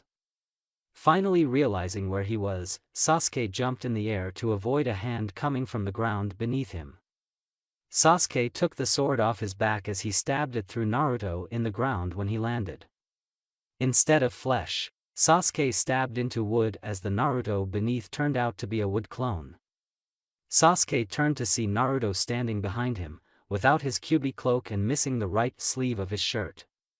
It seemed Naruto hadn't gotten fully away from Sasuke's attack as his right arm had burn marks on it along with his clothes being slightly singed. Naruto placed his hands in the snake seal. Mokuton Kuchios, Hori Nikashoku Butsu, would release summoning, burrowing carnivorous Buddha, came the voice of Naruto as he slammed a hand onto the ground. A massive sealing array appeared underneath Sasuke as the ground beneath him rumbled. Sasuke immediately jumped away from the sealing array as a huge plant emerged where he just was. That plant is enormous, thought Sasuke as what appeared to be a 4-sided Venus flytrap appeared beneath him attempting to eat him. As Sasuke began his descent to the ground, he had to raise his sword to block a kunai strike from Naruto, who appeared in front of him with a shunshin. Naruto then knocked Sasuke's sword aside as he lashed out with a quick elbow. Sasuke's Sharingan saw it coming however and he swatted it away causing Naruto to stumble slightly. Sasuke attempted to strike Naruto with his sword but had to dodge Naruto's plant as it tried to eat him. Sasuke grew slightly annoyed with Naruto's summoned plant creature or monster and decided to get rid of it. Sasuke let loose another stream of flames that flew toward Naruto's plant. Though before the flames got to the enormous plant, it sunk back into the ground to avoid them. "TCH," said Sasuke, noticing his fire missed as the plant emerged once the danger was gone. With Sasuke worrying about the plant, Naruto decided to take advantage of his friend's misplaced attention. Naruto performed another shunshin as he appeared to the side of Sasuke and sent a kick to his midsection that killed him over. Naruto wasn't surprised to see a log take Sasuke's place and fall to the ground with a massive dent in it. Naruto took out a kunai as he turned to block Sasuke's sword strike from behind. The two then began to trade blows of metal as sparks began to fly everywhere from the clashes of kunai versus sword. Despite Sasuke having the reach advantage with his sword and his Sharingan to predict Naruto's movements, he couldn't press that advantage due to Naruto's advantage in speed and the plant continuing to bother him. He was actually taking the worst of their exchanges as bruises and cuts began to appear on his body. I have to get rid of that thing. Looks like I'll have to use my eyes, thought Sasuke as he closed his left eye. Sasuke dodged another attempt of Naruto's plant to eat him only to be kicked away by Naruto. Sasuke blocked the kick and landed on his feet as he prepared his technique. Blood seeped from Sasuke's left eye as he turned his head toward Naruto's plant. "Amaterasu, heavenly illumination," said Sasuke, opening his left eye. Nearly instantaneously, Naruto's plant was set ablaze by a majestic black fire. The plant shrieked in agony as it tried to quench the flames by diving in the water. But to no avail though as the black flames continued to burn even underwater as the plant eventually was turned into ash. Naruto stopped fighting at the sight of Sasuke's jutsu. So that's the power of Mangekyo. Even with my plant going underwater, the fire didn't stop burning it, thought Naruto as he stared back at Sasuke. Due to the blood that seeped from his left eye, I'm assuming he can conjure up unquenchable black flames from that eye specifically. I'll have to be careful. Sasuke shut his left eye immediately after turning Naruto's plant into ash. A few seconds after the plant was finished, Sasuke clutched the left side of his face as he felt the after effects of using the jutsu. I can't keep using those techniques. It'll do me no good to use those powerful jutsus if it'll eventually make me go blind. I'll have to use it sparingly, thought Sasuke as he removed his hand and stared back out at Naruto. That was a powerful technique you used just now. Though I have to wonder, there has to be a risk to using it. From the way your eye bled just now to the fact that you clutched that side of your face as well, I assume it brings risk to your eyes, said Naruto analytically about Sasuke's jutsu. Seems you really are great at analysis. But now that you've seen what I could do, what makes you think I won't burn you alive right now? Questioned Sasuke as Naruto never wavered from the threat. Despite the jutsu's speed, I have a way of evading its harmful effects, said Naruto confidently as he held up a half-ram seal with his right hand. Mokuton, Daijirin no Jutsu, Wood Style, Great Forest Technique. Naruto's right hand morphed into a dozen wooden branches as they converged to attack Sasuke. True, Naruto could just dodge my jutsu. With the way he can turn his body into wood, he could probably just peel off whatever part of him gets struck by Amaterasu and avoid it altogether. Not to mention he probably noticed that my eye bleeds whenever I use it, so he'll be even more prepared, thought Sasuke as he evaded Naruto's jutsu. Sasuke had to keep evading as the branches continued to diverge and chase after him. Using Tsukuyomi on him would most likely be pointless. He said it himself that Genjutsu is meaningless to use against him. Even with my Mangekyo, he'd still be able to break it as I'm not too good at using it. Danzo-sama said it was even truer due to his Jinchuriki connection. That just leaves one option. Sasuke had been backed up into the base of the waterfall by Naruto's jutsu. Sasuke evaded it once more as the jutsu smashed into the base of the waterfall with great impact. Sasuke landed on Madara's stone foot as he heard the familiar swirling noise of Naruto's most used jutsu behind him. Naruto appeared in a shunshin behind Sasuke as he prepared to end the fight with a Rasengan. It's over, Sasuke, said Naruto as he smashed his jutsu into a skeleton. Naruto's Rasengan struck what appeared to be the spectral image of a purple skeleton surrounding Sasuke. The defense held firm to Naruto's Rasengan as it grew an arm that swatted Naruto over to Hashirama's foot. Naruto crashed into Hashirama's foot after being thrown away with great force by the sudden attack. Naruto felt a dull pain as he looked up from the crack he was in to see a gigantic, humanoid being surrounding Sasuke. Naruto began to stand and stare in awe of what he was seeing as Sasuke turned to face him fully.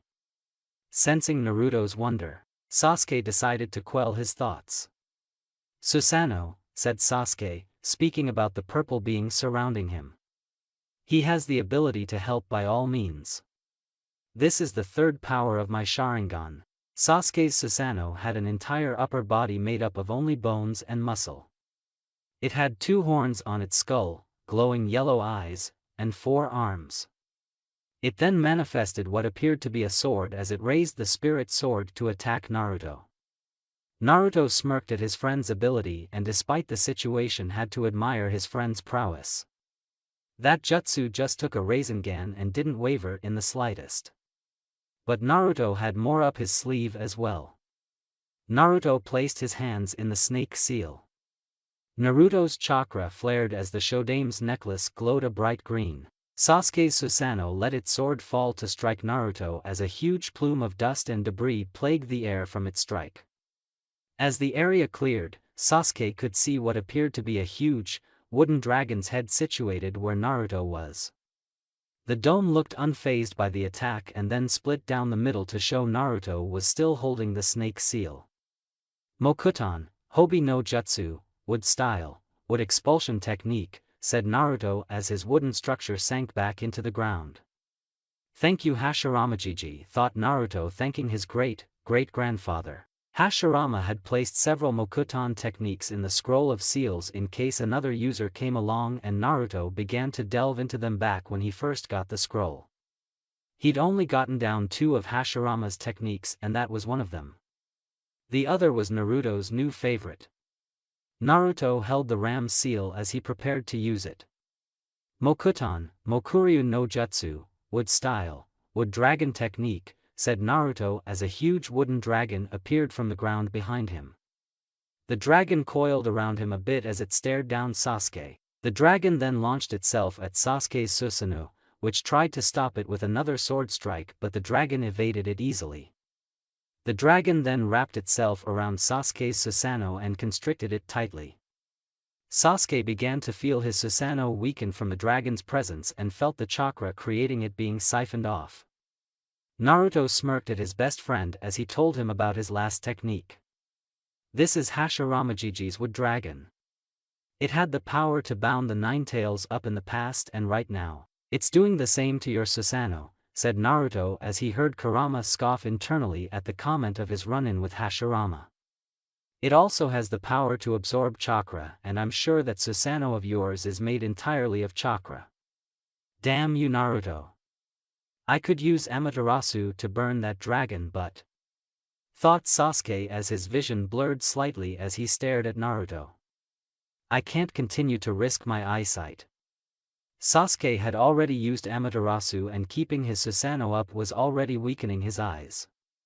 Sasuke then felt a branch snag his arm from the ground beneath him. Sasuke was then thrown from his Susanoo toward Naruto as he was defenseless to what was about to happen.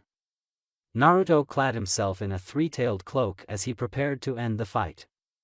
Naruto violently kicked Sasuke into the waterfall with the power of a Kurama-enhanced roundhouse. When Naruto's kick connected with Sasuke's body, a large crack could be heard as Sasuke was sent flying through the waterfall and thudded into the wall behind it. Naruto knew that that kick would have definitely left Sasuke severely injured, enough to be able to take him back to Konoha. However, Kurama knew better. He activated the cursed seal as you kicked him. I'm not sure if that kick was enough to keep him down if he's using that power.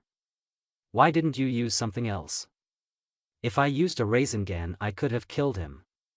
I needed to take him back alive, and I thought that a 3-tailed kick would be enough to put him down. It looks like he's not going to give up, replied Naruto as he saw a huge spark of black lightning appear from behind the waterfall.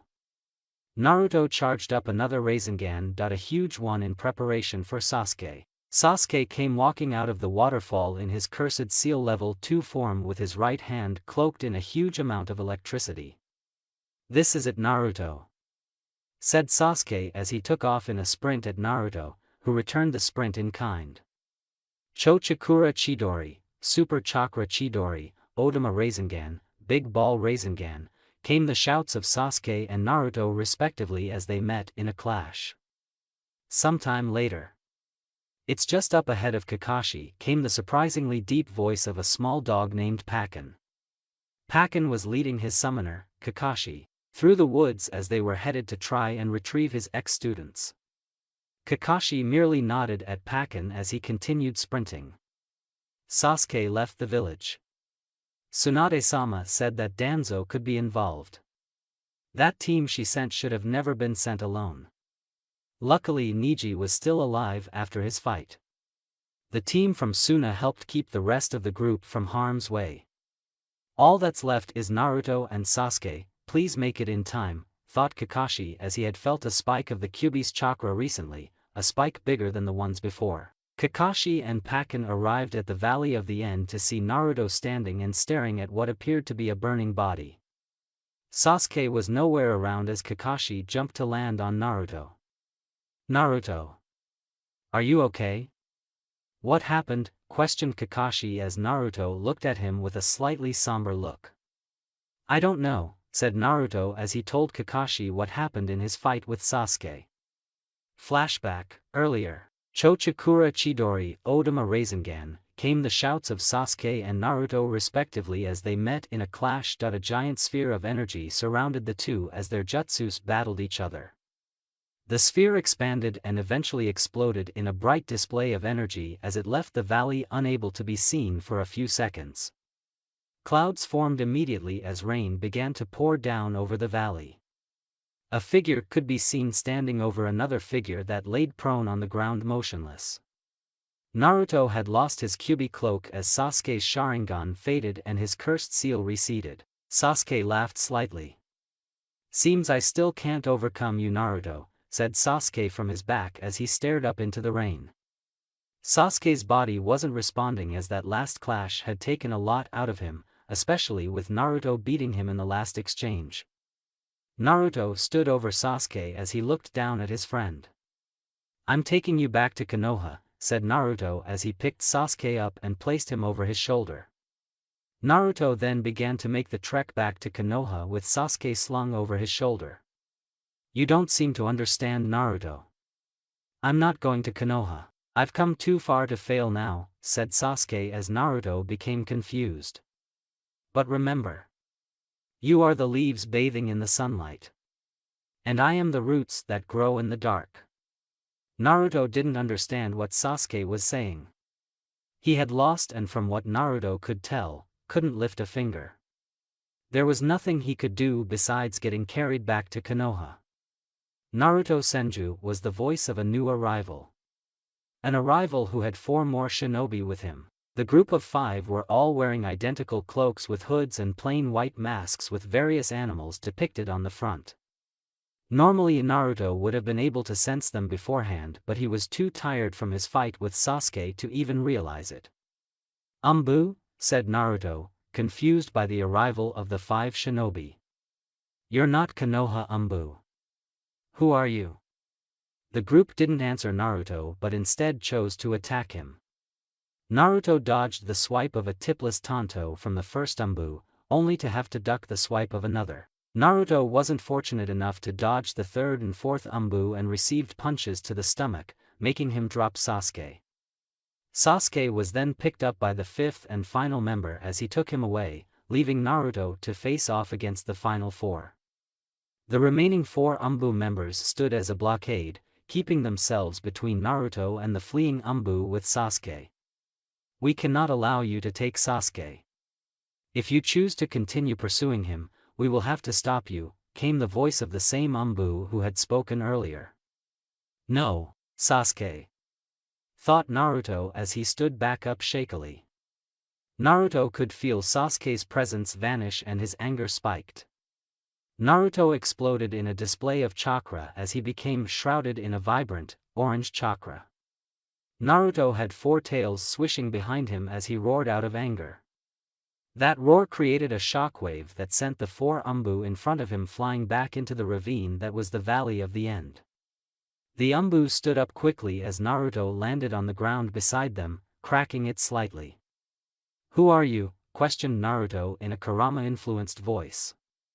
Like before, the Umbu never answered, only choosing to attack.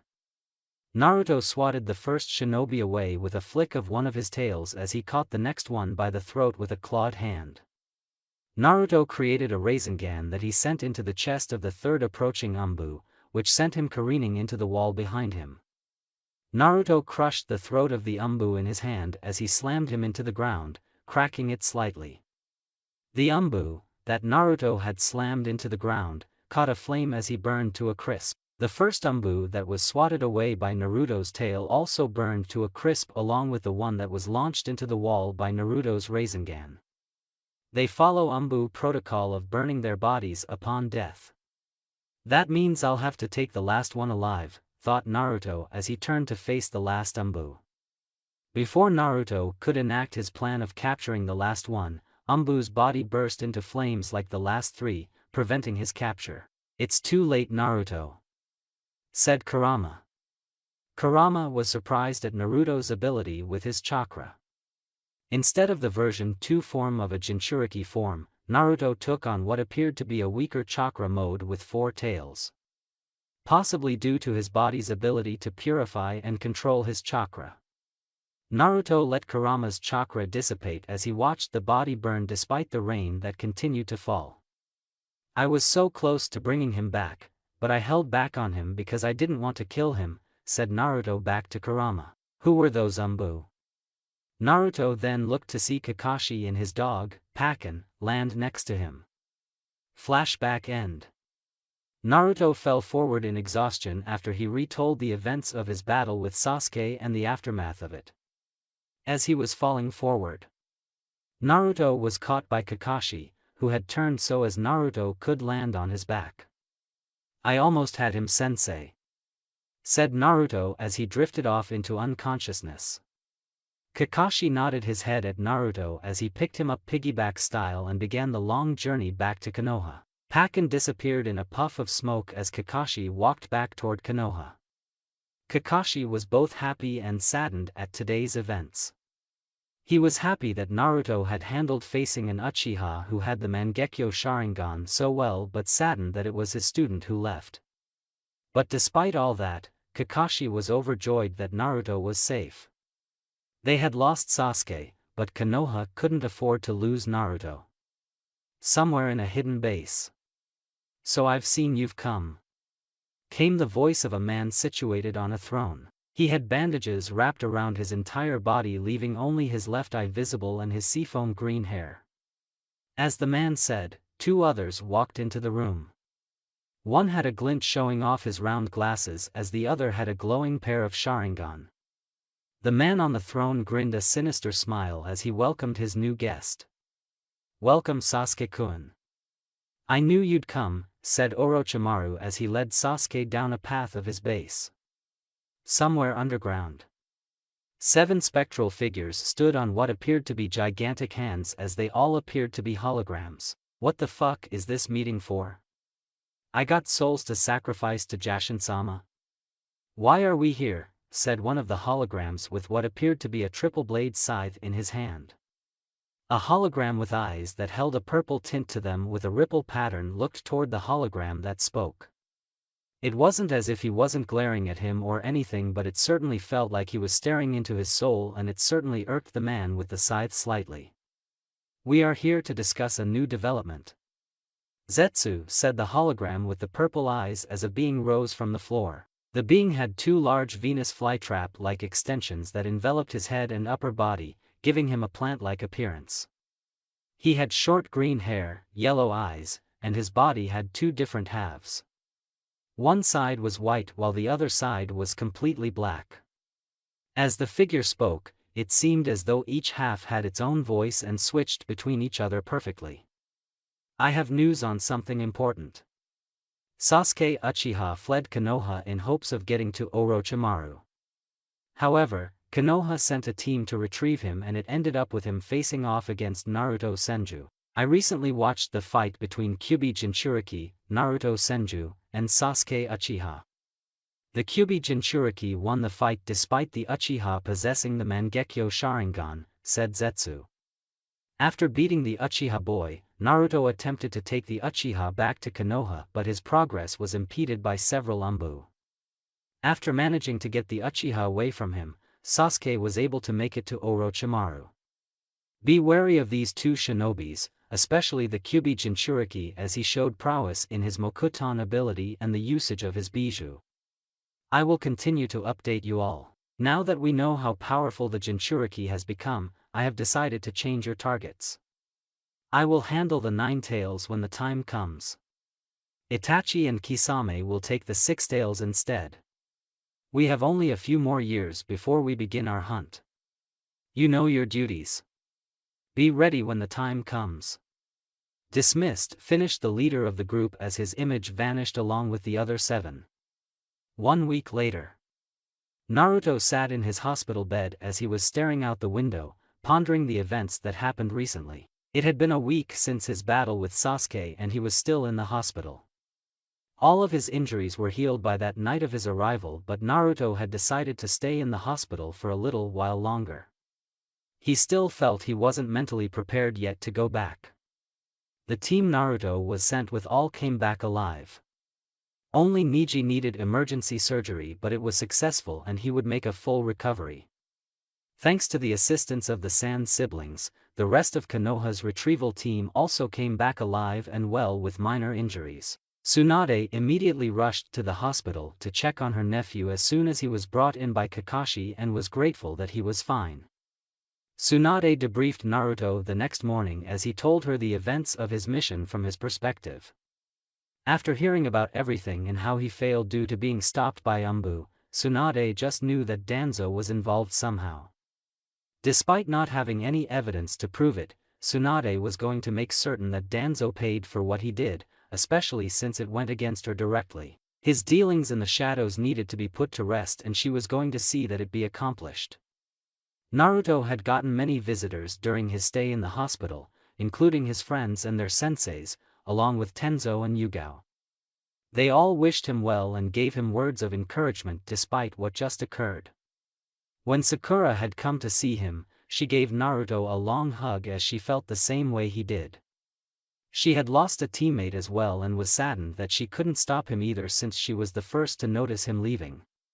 She did tell him that one day, whenever Naruto decided to hunt down Sasuke again, she'd be there with him. Despite all of his visitors, Naruto still sat in his hospital bed as he blew out a long sigh. Naruto never shifted his gaze from the window as he felt a familiar presence land on his windowsill. "Hey, Gaki. How are you holding up?" came the voice of Jiraiya as he sat on Naruto's windowsill. Naruto blew out another sigh as he looked toward his sensei. "I've seen better days, Jiraiya-sensei." "What brings you back to Konoha?" questioned Naruto as Jiraiya looked at Naruto with a look of slight pity. Jiraiya knew what Naruto was going through as he had gone through the same when Orochimaru left. Though it was probably worse in Naruto's case as he had actually beaten Sasuke and only lost to him due to Danzo's interference. Luckily Naruto didn't know that yet. All hell would break loose if Naruto knew Danzo was the reason those Umbu attacked him. "I just came to tell you that you have a meeting with Tsunadeheim tomorrow morning. It's important and has to do with you. Be there," said Jiraiya as Naruto merely nodded his head weakly. Jiraiya, getting tired of seeing Naruto mope, decided to get him out of his funk. Jiraiya pulled out a folder and tossed it to Naruto. Naruto caught the folder and opened it to view its contents. After about a minute of looking over the folders inside, Naruto looked up at Jiraiya to see him smiling a very lecherous grin. "That's right, Gaki. I have it," said Jiraiya as Naruto blushed a deep red. "I thought Tsunade-bachan got the original?" questioned Naruto as he saw Jiraiya still smiling as he held up the original photo of Naruto and Yujiro kissing. "Well, when you and Tsunadeheim decided to get drunk off of Bunta's sake, I came in and tinkered with your seal. I loosened it to allow more of the Nine-Tails chakra to seep into your system, and while I was there, I happened to hear Tsunade singing love songs while waving a picture around in the air. Lo and behold, it's the picture of my young apprentice getting his groove on with the Kyumo girl. I think I'll be able to make a lot of money off of a picture like this. What do you think, NR-?" said Jiraiya as he had to dodge a fist. "Oh ho, you'll have to do better than that if you plan to get this picture." Jiraiya took off running as he was chased by a hospital gown wearing Naruto. "Give me that picture," shouted Naruto as he sprinted after Jiraiya. Path in Konoha. Ino was having a great day. She was walking down a path that headed toward Konoha's hospital. Ino was holding flowers that she had gotten for Naruto to help him feel better about the whole Sasuke situation. As she was walking, she noticed a trail of dust heading her way and couldn't see anything but a large mane of white hair speeding toward her. The figure jumped over her as she realized it was Jiraiya-sama. "I wonder what he's running from," said Ino, who turned to watch Jiraiya run. Ino then turned her head back around as he saw a smaller trail of dust coming down the road. She saw the trademark golden blonde hair and instantly knew it was her crush. But just like Jiraiya did earlier, Naruto jumped over her to get to Jiraiya. What Ino wasn't prepared for was the fact that Naruto was wearing a hospital gown, only a hospital gown. And she happened to get a front row seat to what made Naruto, Naruto. All of it. Nothing was left to her imagination. The poor girl fainted on the spot as she laid prone on the ground with a stupid grin and a trail of blood leaking from her nose. One day later, Naruto stood in Tsunade's office the next morning. Naruto was clad in his Umbu uniform as Jiraiya and Tsunade were in the office with him. Jiraiya was situated on the windowsill like normal as Tsunade sat on the front of her desk. "So what's this meeting all about, BA-chan?" asked Naruto as the two Sannin just sat and stared at him. Tsunade smiled at Naruto sweetly as if she was waiting for him to say that. "Well, Naruto, Jiraiya and I had a discussion yesterday," said Tsunade as Jiraiya scoffed indignantly. "And we think you're ready." Naruto looked confused slightly as he pondered what Tsunade meant exactly. "Ready for what, BA-chan?" Jiraiya decided to butt in at this point. "A training trip. You and I will travel the world as I teach you all about being a shinobi," said Jiraiya as Naruto looked at him confused. "For 3 years," spoke Jiraiya to answer Naruto's impending question. "Can I refuse?" asked Naruto as Jiraiya looked stunned. "What? Going on a training trip for 3 years to get stronger as a shinobi? I would love to do that, but you have duties to the village and most likely wouldn't be able to focus on me the entire time. Plus, Bakon's here and I have my responsibilities as an Umbu. I can't just give all that up at the drop of a hat to go on a training trip. If I did that, I'd be no better than Sasuke." Jiraiya smiled at Naruto's words. "Damn right, Gaki. That's what we were thinking. I just wanted to see if you had your head on straight. Glad you do. However," said Jiraiya as his smile dropped and his face became serious, "my informant told me that the Akatsuki will begin moving in 3 years and that their leader is coming for you specifically. So you'll need to be prepared. That's why in 2 years, you will go on a training trip with me. We will spend 6 months together as I prepare you for the Akatsuki. And it will be in the land of the toads, so I'll be able to spend all my time with you." Naruto nodded his head as that was much better than spending 3 years away from Konoha, halting all of his progress as a shinobi and being away from his home for that long. That sounded like a much better plan. "That's only the final part of the plan," said Tsunade, getting Naruto's attention. "There's a special place that you'll be sent to and trained in how to advance your Mokuton more, along with a certain power. It's a special place that Gigi went to and that you'll also go to. I cannot tell you now, but I'm certain that you'll enjoy your time there. This will happen in a year as I have to make sure all the preparations are for your arrival." Naruto wondered what kind of place it could be if it required that much preparation just to be able to go to it. "But for now, Naruto, you'll still be assigned under Nico in Squad 3, we need you back out in the field," said Tsunade. Naruto nodded his head as he pulled his Gamma mask out of his ninja pouch. "And don't worry. If we get any intel on Sasuke, you'll be the first to know," finished Tsunade as she sent Naruto to the Umbu headquarters. Not 20 minutes after Naruto left, Shizune walked in with news that Danzo had arrived and was ready to see her. Shizune shut the door as she left Danzo alone with Tsunade and Jiraiya. Danzo walked in with his cane as he wondered what he was here for. "What is it that you wished to speak of him?" said Danzo stoically. "Cut the bullshit, Danzo.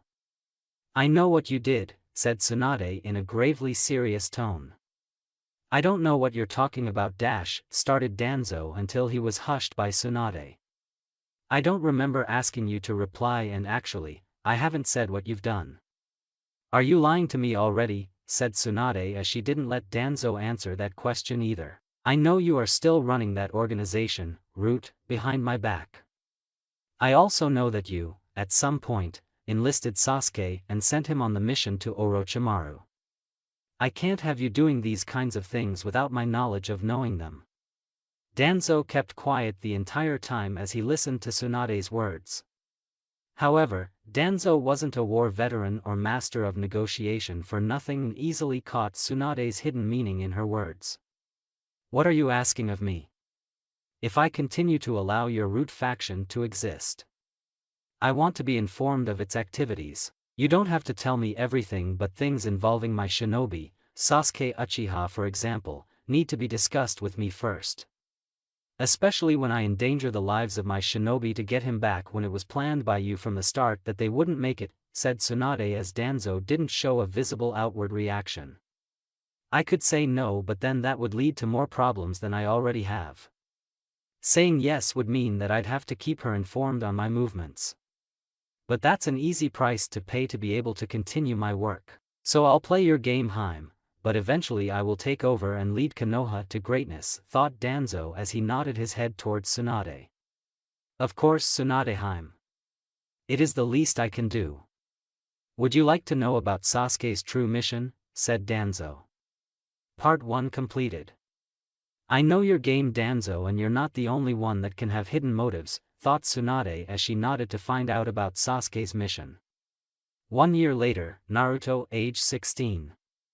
So there was nothing in this base either, questioned Tsunade as she spoke to the group of Umbu standing before her. Well, good job eliminating any experiments and destroying the base.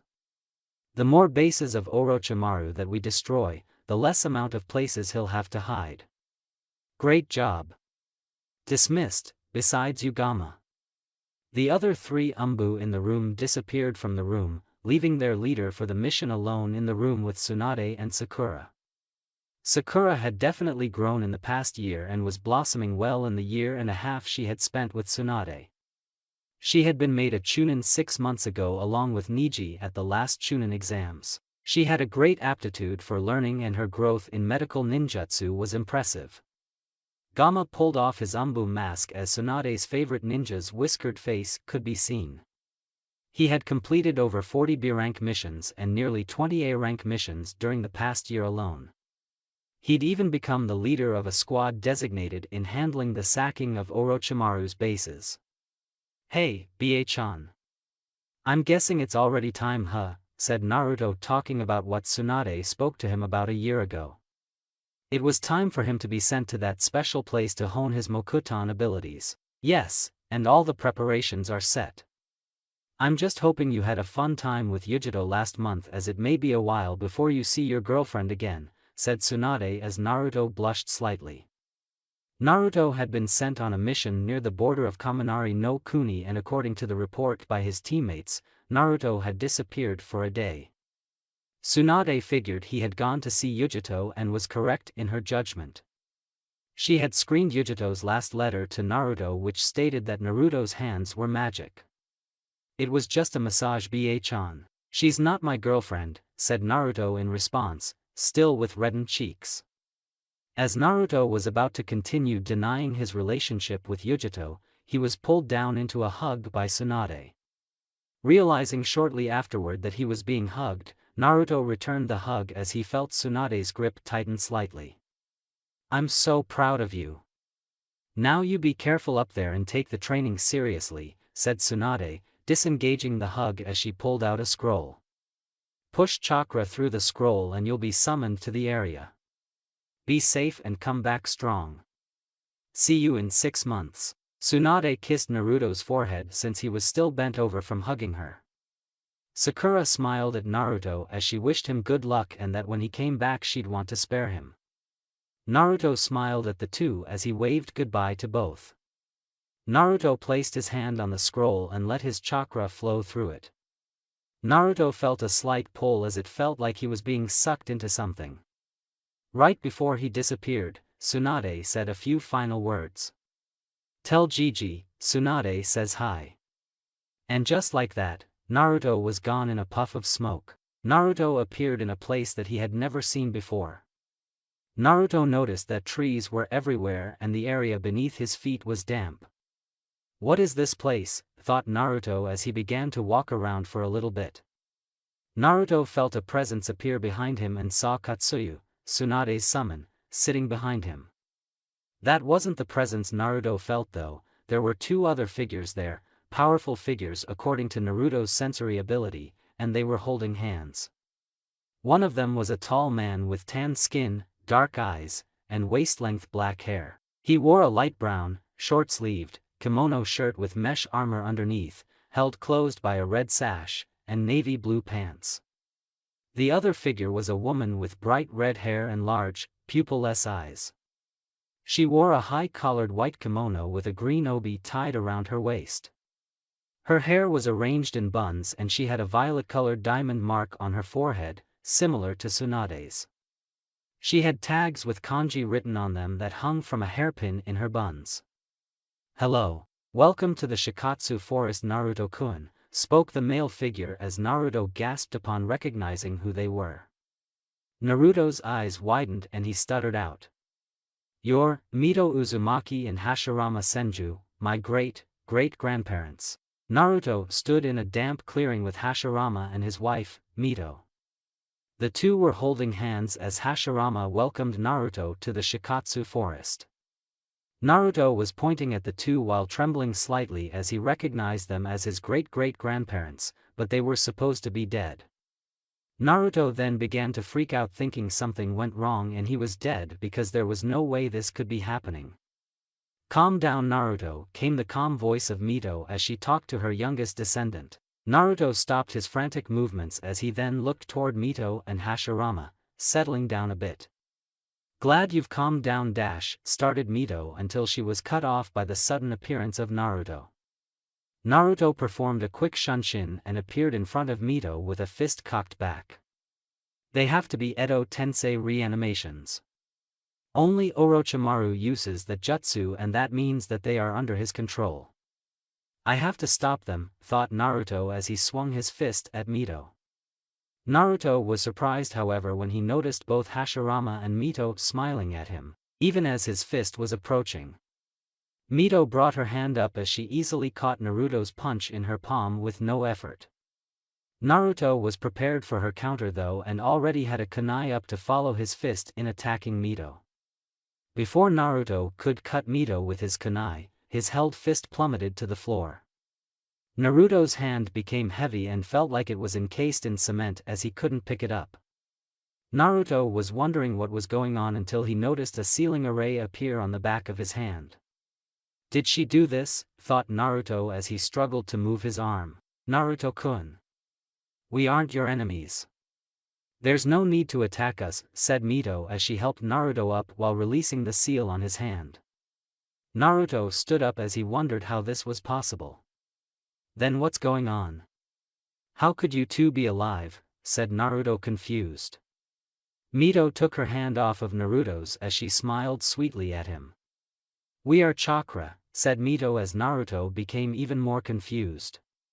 A long time ago, Hashikun had this idea that maybe one of his children's children would be able to use the Kekkai Genkai, Mokuton, so he left techniques in the scroll of seals for them to use. Hashirama grinned heavily at Naruto as he slapped him on the shoulder. "And I was right," shouted Hashirama as he picked up Naruto and swung him around. "Tsunade told me all about you, Naruto-kun. It's so great to see someone being able to use it. It's even better since Mito decided that we should leave chakra imprints in case there ever was one so we could meet them in person, and here you are and here are we." Naruto smiled a huge smile as he was spun around by his forefather. "But," said Hashirama as he stopped immediately. The sudden stop gave Naruto temporary whiplash as he was set down by Hashirama. "We are only chakra imprints. Meaning our time here is limited." Naruto contemplated Hashirama's words and came to a quick conclusion. "You're saying that once the chakra you put into here runs out, you'll disappear forever? Can't I just stop the chakra drain and save it?" questioned Naruto as Mito shook her head. "You're a very astute Naruto-kun. You're right, we will disappear once the chakra runs out, but I'm sorry, it doesn't work that way. Katsuyu activated the seals I placed here upon your arrival. And the chakra will continue to drain until it's all gone," replied Mito as Naruto began to tear up slightly. Mito was pulled into a hug by Naruto as she was forced to bear the golden-haired Senju. Hashirama joined Naruto in crying hysterically as Mito was sandwiched between the two. "No. Hashirama passed down more than his Mokuton ability," thought Mito, mentally sighing as she watched the two cry on her shoulders. "They got depressed so fast that it didn't even let me finish my explanation." Mito blew out a huff as she pushed the two off of her. Stop crying and let me finish explaining before you both get all depressed, said Mito. Naruto and Hashirama continued to sniff slightly as they calmed themselves down. Hashirama handed Naruto a tissue allowing him to blow his nose. Where'd you get a tissue from, Hashi-kun? Never mind that. Don't worry about us disappearing too fast. Hashi-kun and I stored our chakra in this seal for a long time. There should be more than enough chakra to keep us going for at least a month. Hashirama straightened up immediately and shrugged off his depression as if it never happened. Of course there is. Not to mention we can always slow the siphon of chakra down. That's just a month of full chakra usage. We'll have more time together since Mito-chan will slow the siphon of chakra as you need to sleep, etc., said Hashirama as Naruto perked up. Hashirama Gigi is going to teach me?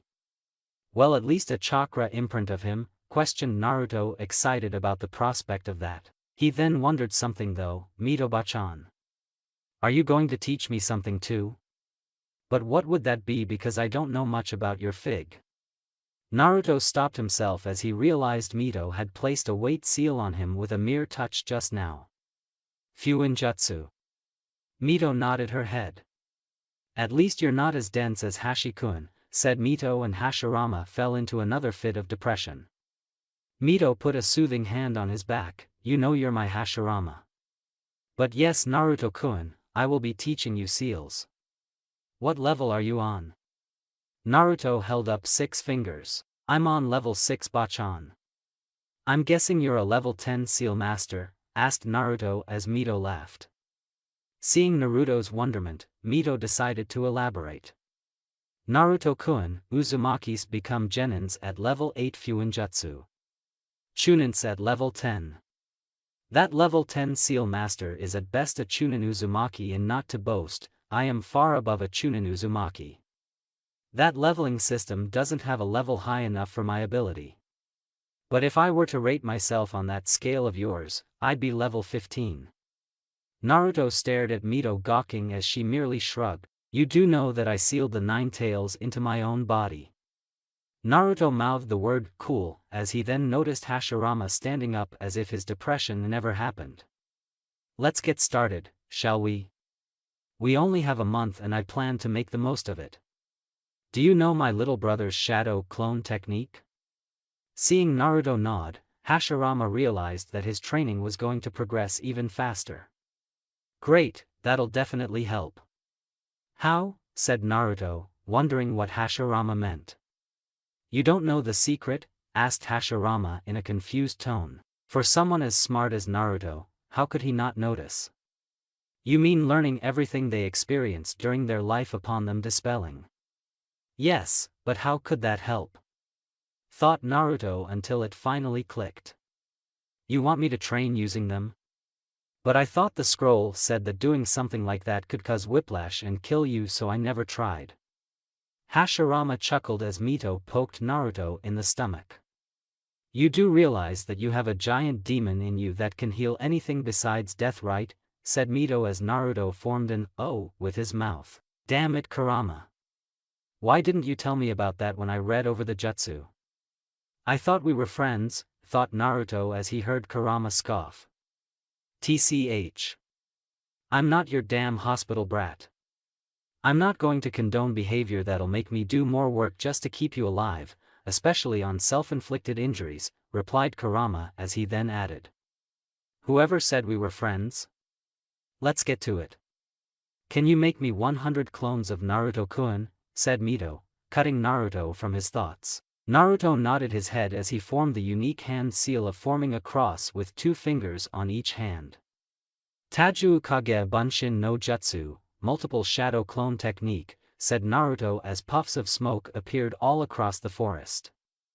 Mito nodded her head. Good. You 100 are with me. Let's go, said Mito as she took off deeper into the Shikatsu forest. Mito instructed those 100 Narutos to practice their calligraphy as it was not to the standard she liked when they first made a seal. Your calligraphy needed to be perfect to use Fuinjutsu, and Mito was definitely going to make sure it was perfect before she taught him any seals. With Mito gone, it left just Hashirama and Naruto alone in the clearing. "So what are we going over, Gigi?" said Naruto, noticing red markings appear on Hashirama's face, under and around his eyes, along with one on the middle of his forehead that resembled a third eye.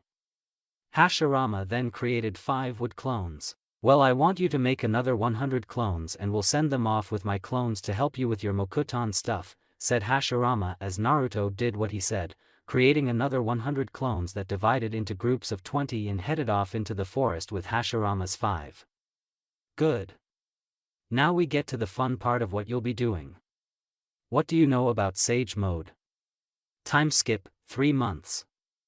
Naruto sat cross-legged in a meditative pose with his hands clapped together.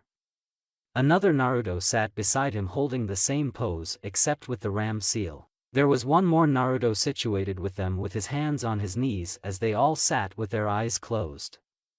After a few seconds, 2 of the Narutos disappeared in puffs of smoke as the Naruto in the middle looked up with a grin. He was grinning at the chakra imprint of Hashirama, who was returning the grin.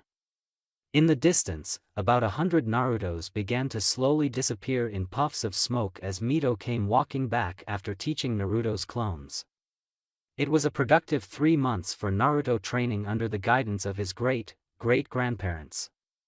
But it was close to the end as Naruto could see Hashirama and Mito were beginning to fade over the past few days. "So this is it?" asked Naruto as Hashirama and Mito nodded their heads. "Our chakra is about gone. We don't have much time left," spoke Mito as she placed a hand on Naruto's cheek. "You're quite the exceptional young man, Naruto-kun.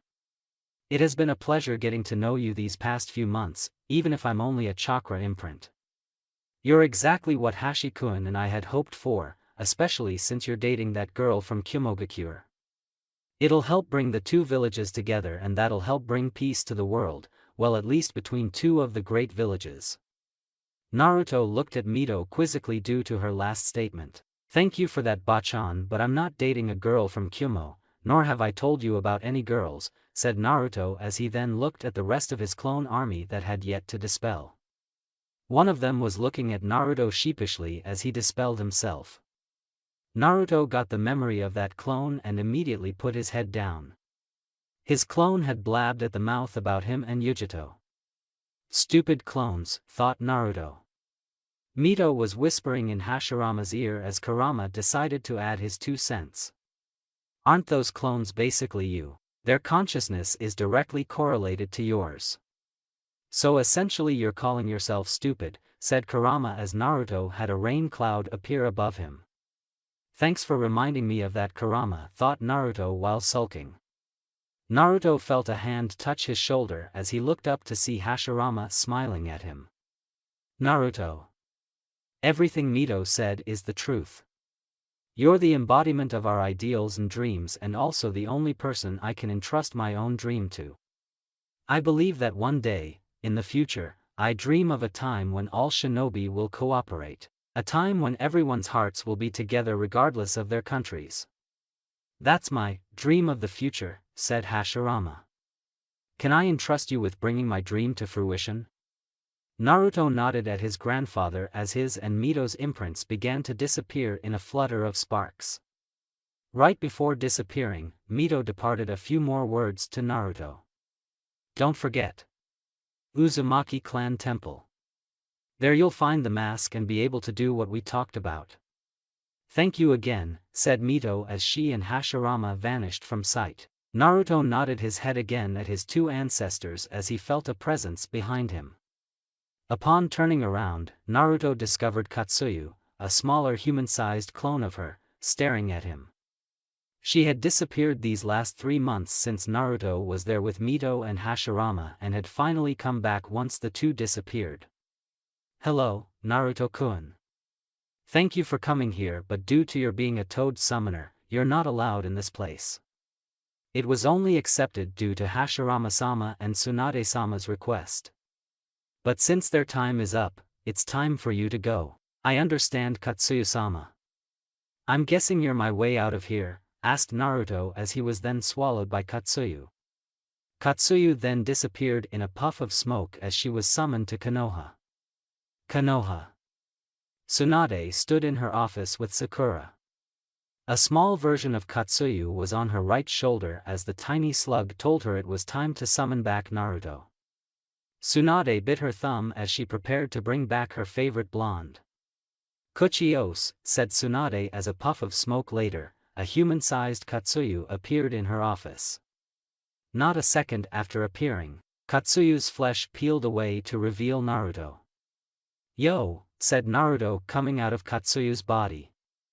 Tsunade and Sakura smiled at the boy, no young man, in front of them as both Katsuyas disappeared in a puff of smoke.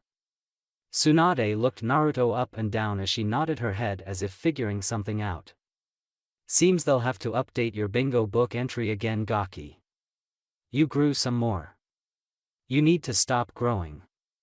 Jiraiya already makes me feel like a midget, I don't need you doing the same," said Tsunade. Naruto smiled at Tsunade as Sakura looked confused. "Naruto's in the bingo book, Tsunade-sama?" "Since when?" questioned Sakura as Tsunade pulled out the latest bingo book and tossed it to her. Sakura flipped to page 14 after Tsunade told her which one Naruto was on. Sakura opened the page and took notice of the picture of Naruto with his orange scarf and a baby-sized gamakichi on his head. "Huh, you're not really threatening with that photo." A rain cloud appeared over Naruto as he hunched over. "Tsunade-chan won't change it. She said it'll keep me humble," said Naruto, depressed as a lightning storm prepared to thunder and pour out rain over him. While Naruto was sulking, Sakura read over his bingo book entry. Name, Naruto Senju, Konoha no Orenji Kitsune, Konoha's Orange Fox. Age, approximate 16 to 17. Gender, male. Origin, Konohagakure. Clan, Senju Clan. Affiliated with Konoha. Ninja rank, Umbu. Physical description, 5 feet 8 inches tall, 140 pounds. Has deep violet eyes and golden blonde hair with 2 jaw-length bangs framing either side of his face. Also has 6 whisker marks like scars with 3 on each cheek. Elements, has affinities for futon, doton, and suiton. Also shows the ability to use Mokuton, the famous bloodline of the first Hokage. Rank, S, approach with caution. Special talents, the Jinchuriki of the Kyubi no Yoko, 9-tailed demon fox. Has shown the ability to access 4 tails while maintaining complete control. Has the ability to summon toads. Can also use Fuinjutsu with skill in battle and uses the Shunshin no Jutsu with extreme mastery. Bounty, 70 million Ryo alive or dead stationed by Otogakure. 70 million Ryo alive or dead stationed by Iwagakure. Sakura gasped slightly reading over Naruto's information. Naruto's that strong? An S rank? I mean, I know he's strong but, thought Sakura as she looked up to see Naruto chatting with Tsunade about his time with Hashirama and Mito. Amazing. Sakura then realized the last part of Naruto's entry. Naruto, did you do something to Iwagakure? Why do they have a bounty on you? Questioned Sakura. Naruto looked toward her as he moved by Yandame's picture in the Hokage's office. Because I remind them of something, or rather someone, said Naruto as Sakura realized he meant the Yandame. He does look just like the fourth except for the whisker marks and violet eyes. Does that mean that Naruto is his so dash, thought Sakura until Naruto cut her from her musings. I wouldn't think like that, Sakura-chan. It is an S-rank secret, said Naruto in a gravely serious tone as Sakura nodded her head. Naruto then put on a smile as he said, but I remember before I left, that you wanted a spar upon my return. Are you still game? Asked Naruto as Sakura smirked in return. I don't think you can keep up. S-rank or not, said Sakura as Tsunade clapped her hands to get their attention. Sorry, Sakura. Naruto can't spar with you because he has an important scroll to deliver and he has to leave soon or he won't make it in time, said Tsunade as Naruto looked confused. What mission BH-on? I just got back 10 minutes ago. How could I already have a mission to go on, said Naruto. Naruto then snagged the scroll Tsunade tossed at him as he groaned. Can't you send someone else on this mission? I hate deliveries. Tsunade scoffed as she sat down. Trust me, I'm positive you'll want to go. The delivery scroll is right there, grab it on your way out and hurry. They'll need it before the week is up, said Tsunade as Naruto groaned before reading the mission contents. Naruto finished reading the scroll as he burned it after reading it. You're right, Bie-chan. I am the perfect person for this mission, said Naruto as he lunged onto Tsunade's desk and kissed her on the cheek. I'll be back before you know it. Naruto grabbed the giant scroll by Tsunade's doorway and stopped on a dime as he turned to leap out the window on the opposite side of the room. Damn it, brat. I put that scroll by the doorway for a reason, shouted Tsunade out her window.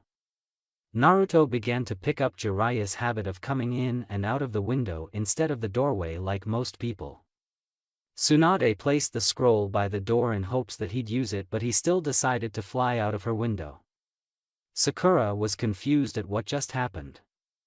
Tsunade-sama, why is Naruto so happy to go on a B-rank delivery mission?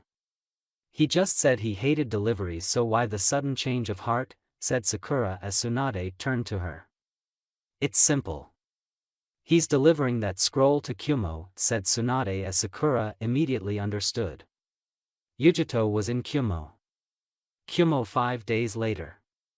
A man stood in his office overlooking his village. This man was wearing the standard robes of a Kage and even had his Kage hat on to boot.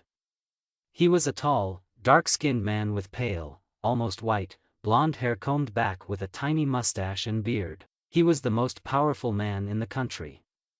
He was the Yondaime Raikage, I. Situated in the office with I, was the strongest female shinobi in all of Kumogakure, Yujito ni.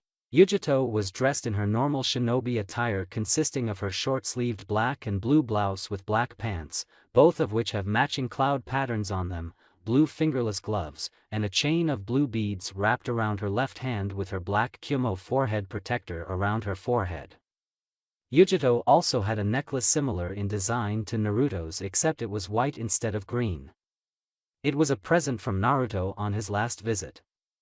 Yujito clutched the necklace as her thoughts shifted to the golden-haired blonde. Her thoughts were heard by her bijou companion and she decided to add in her 2 cents.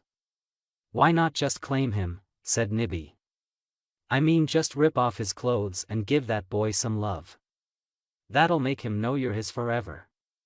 I think I will, thought Yujito as the Nibi sighed. Kitten, you have to loosen up. If you never show the boy you like him, he'll never, wait. What did you say, said Nibi as what Yujito had said finally caught up to her. You're right, Nibi. I think it's time. I mean, it's all I can think about since our kiss and when he gave me that massage last time, replied Yujito as she shivered slightly remembering Naruto's touch. The next time I see him, I'm going to dash. Where is that damn scroll, questioned I, thinking out loud, which cut Yujito from her thoughts.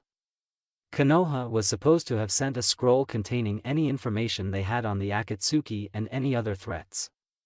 But the deadline is in an hour, where the hell could that scroll be? I cleared my whole day just so I could focus only on that scroll. Yujito had just been debriefed on her mission and decided to throw in her piece before leaving. Maybe they sent Kakashi Hatake. You know he said to always be late, said Yujito, turning around to leave the office. The Raikage looked shocked to think that Tsunade would send her tardy ninja to deliver a scroll knowing he would be late. I looked ready to smash his desk until the door opened and a voice stopped him. Please don't smash your desk, Raikage-sama.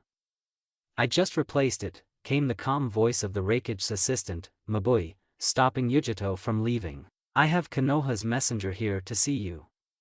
Come on in, said Mabui. The Raikage and Yujito looked shocked at the ninja entering his office. The ninja had golden blonde hair stylized familiar to the late Yondaime Hokage, violet eyes, and 6 whisker marks. He had on a black short-sleeved shirt with black pants that fell into white and black shinobi sandals.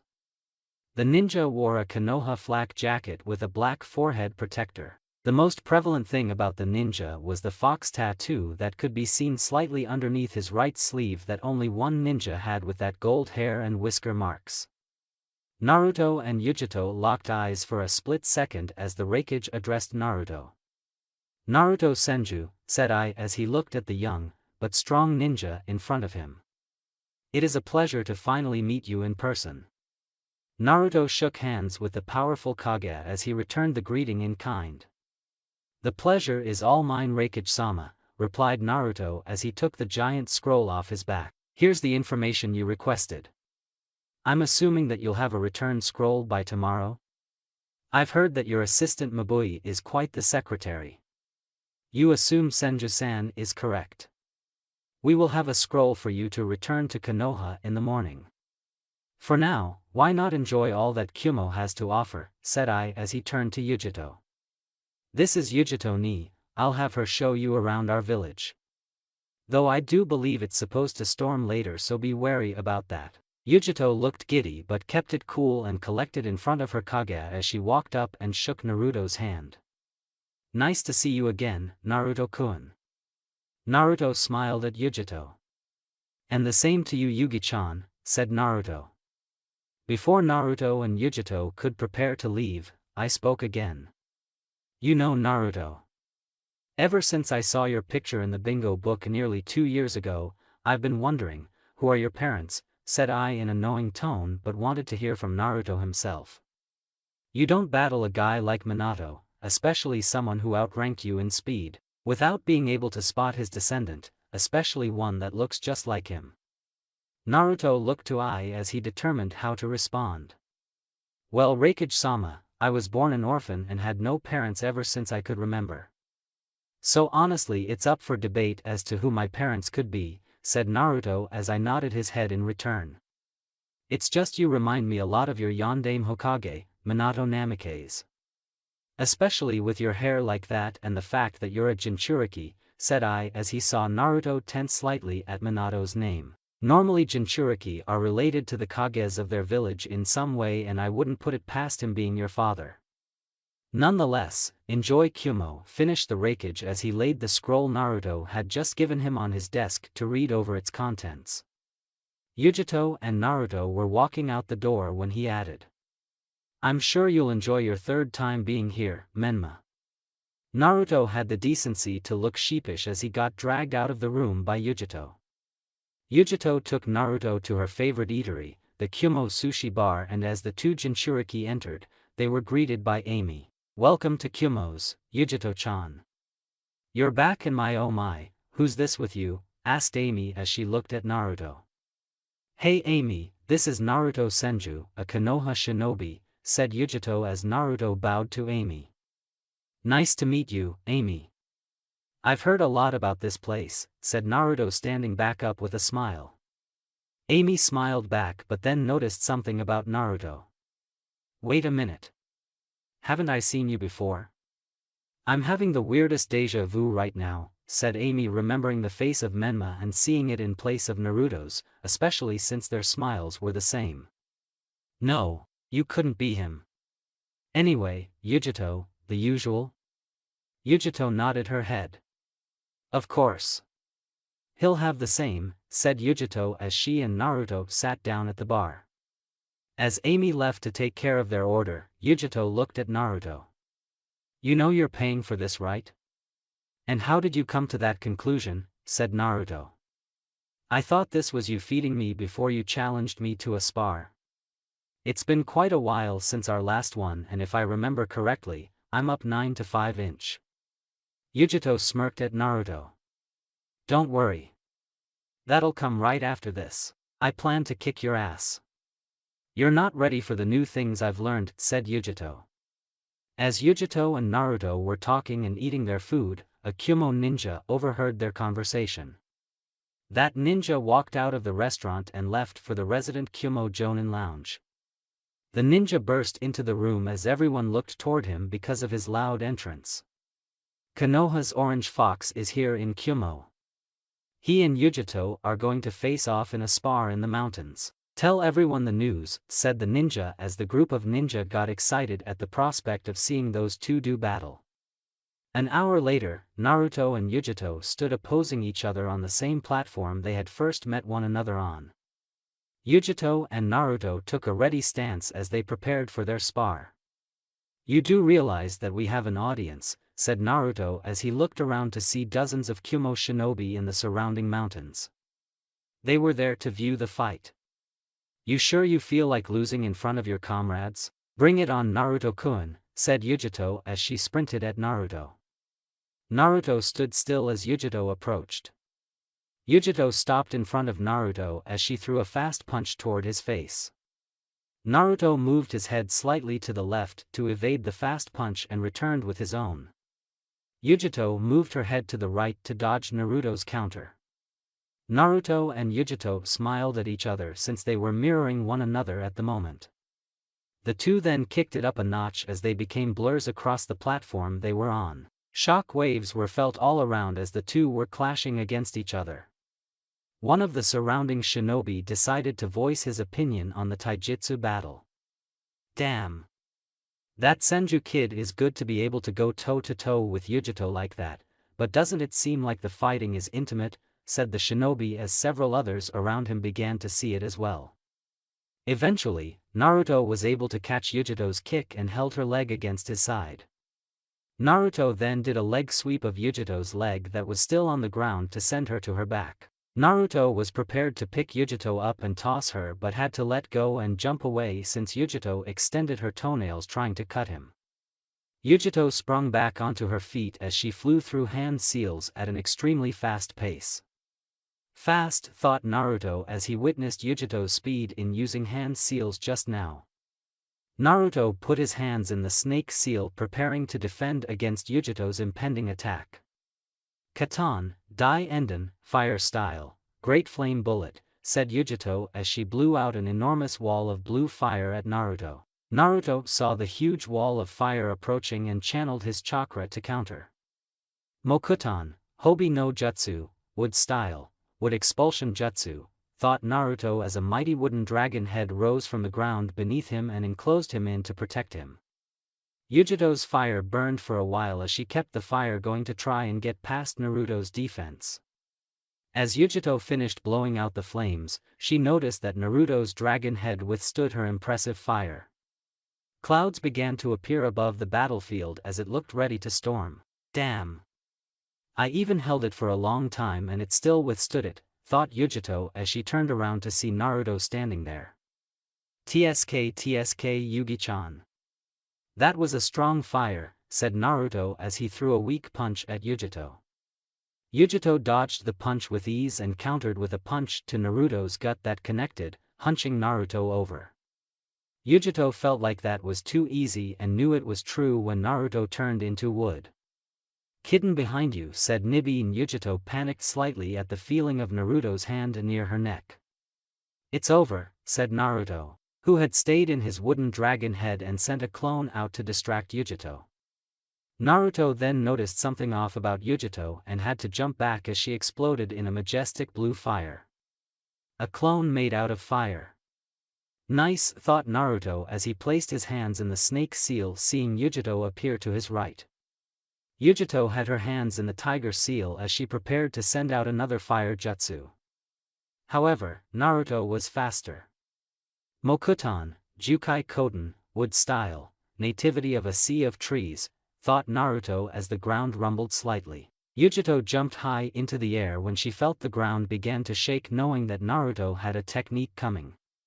Trees sprouted from the ground at a rapid pace trying to ensnare Yujito in their branches. Yujito smirked however as her chest puffed out slightly. "Katan, Karyu Enden, fire style, fire dragon flame bullet," said Yujito as she blew out an enormous dragon made of blue fire.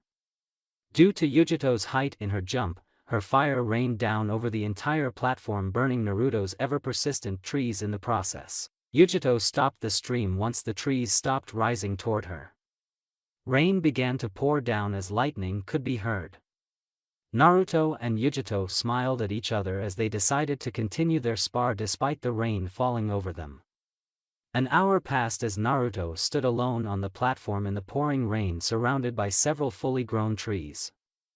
Despite the rain, the trees Naruto created at some point later in the fight still had fire burning them in several areas. Naruto had lost his Chunin flak jacket and forehead protector, as even his shirt had several scratches on it due to Yujito's claws. Despite that, he didn't have any injury on him, mainly due to Kurama's help. Naruto turned to see Yujito coming at him and blocked her punch with his palm. Yujito had lost her own forehead protector and the bottom half of her shirt was in rags, barely covering her belly button. Her left pant leg was missing as well as it showed her mid-thigh down.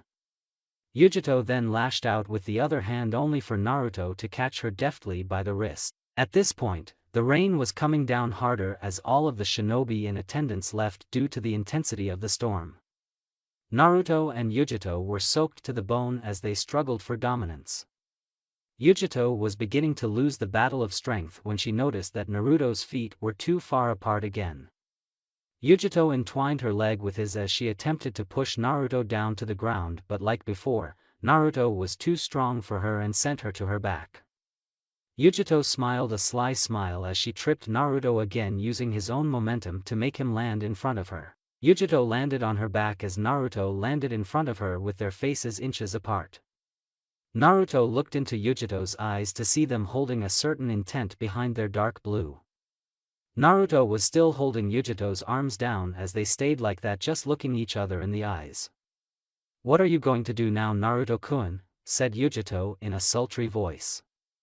Naruto blinked for a second and then understood what Yujito meant as he moved one of his hands to the ground beside them. "Mokuton, Shichuka no Jutsu, wood style, 4-pillar house technique," said Naruto as a house slowly began to grow around the blondes to get them out of the rain. As the house began to appear around Naruto and Yujito, Naruto leaned down slowly to engage Yujito in a heated kiss. Naruto and Yujito's hand interlocked fingers as she wrapped her legs around his waist, trying to pull him closer.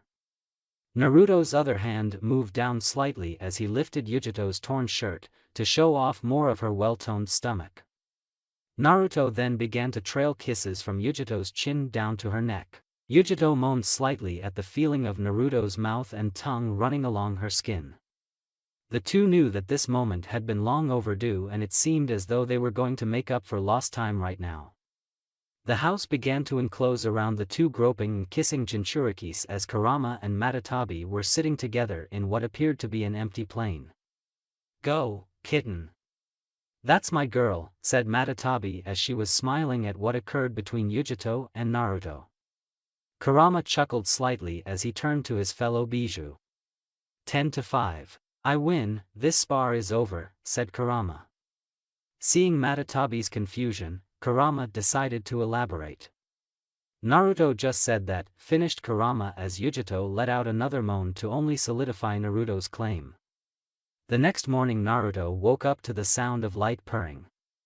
Upon trying to move, he realized that the purring was coming from Yujito, who had a hand interlocked with his and a leg draped over him. Naruto began lightly stroking Yujito's hair as he smiled contentedly at the sleeping girl beside him. "Girlfriend," thought Naruto as he thought about what he and Yujito talked about before falling asleep last night, tired from their intense makeout session. "I won't get to see you much in the next year, especially when I leave with Jiraiya-sensei, but Yugi-chan's my girlfriend. I've never felt happier, but I do wonder how the people in Konoha will react to this." Konoha, same time.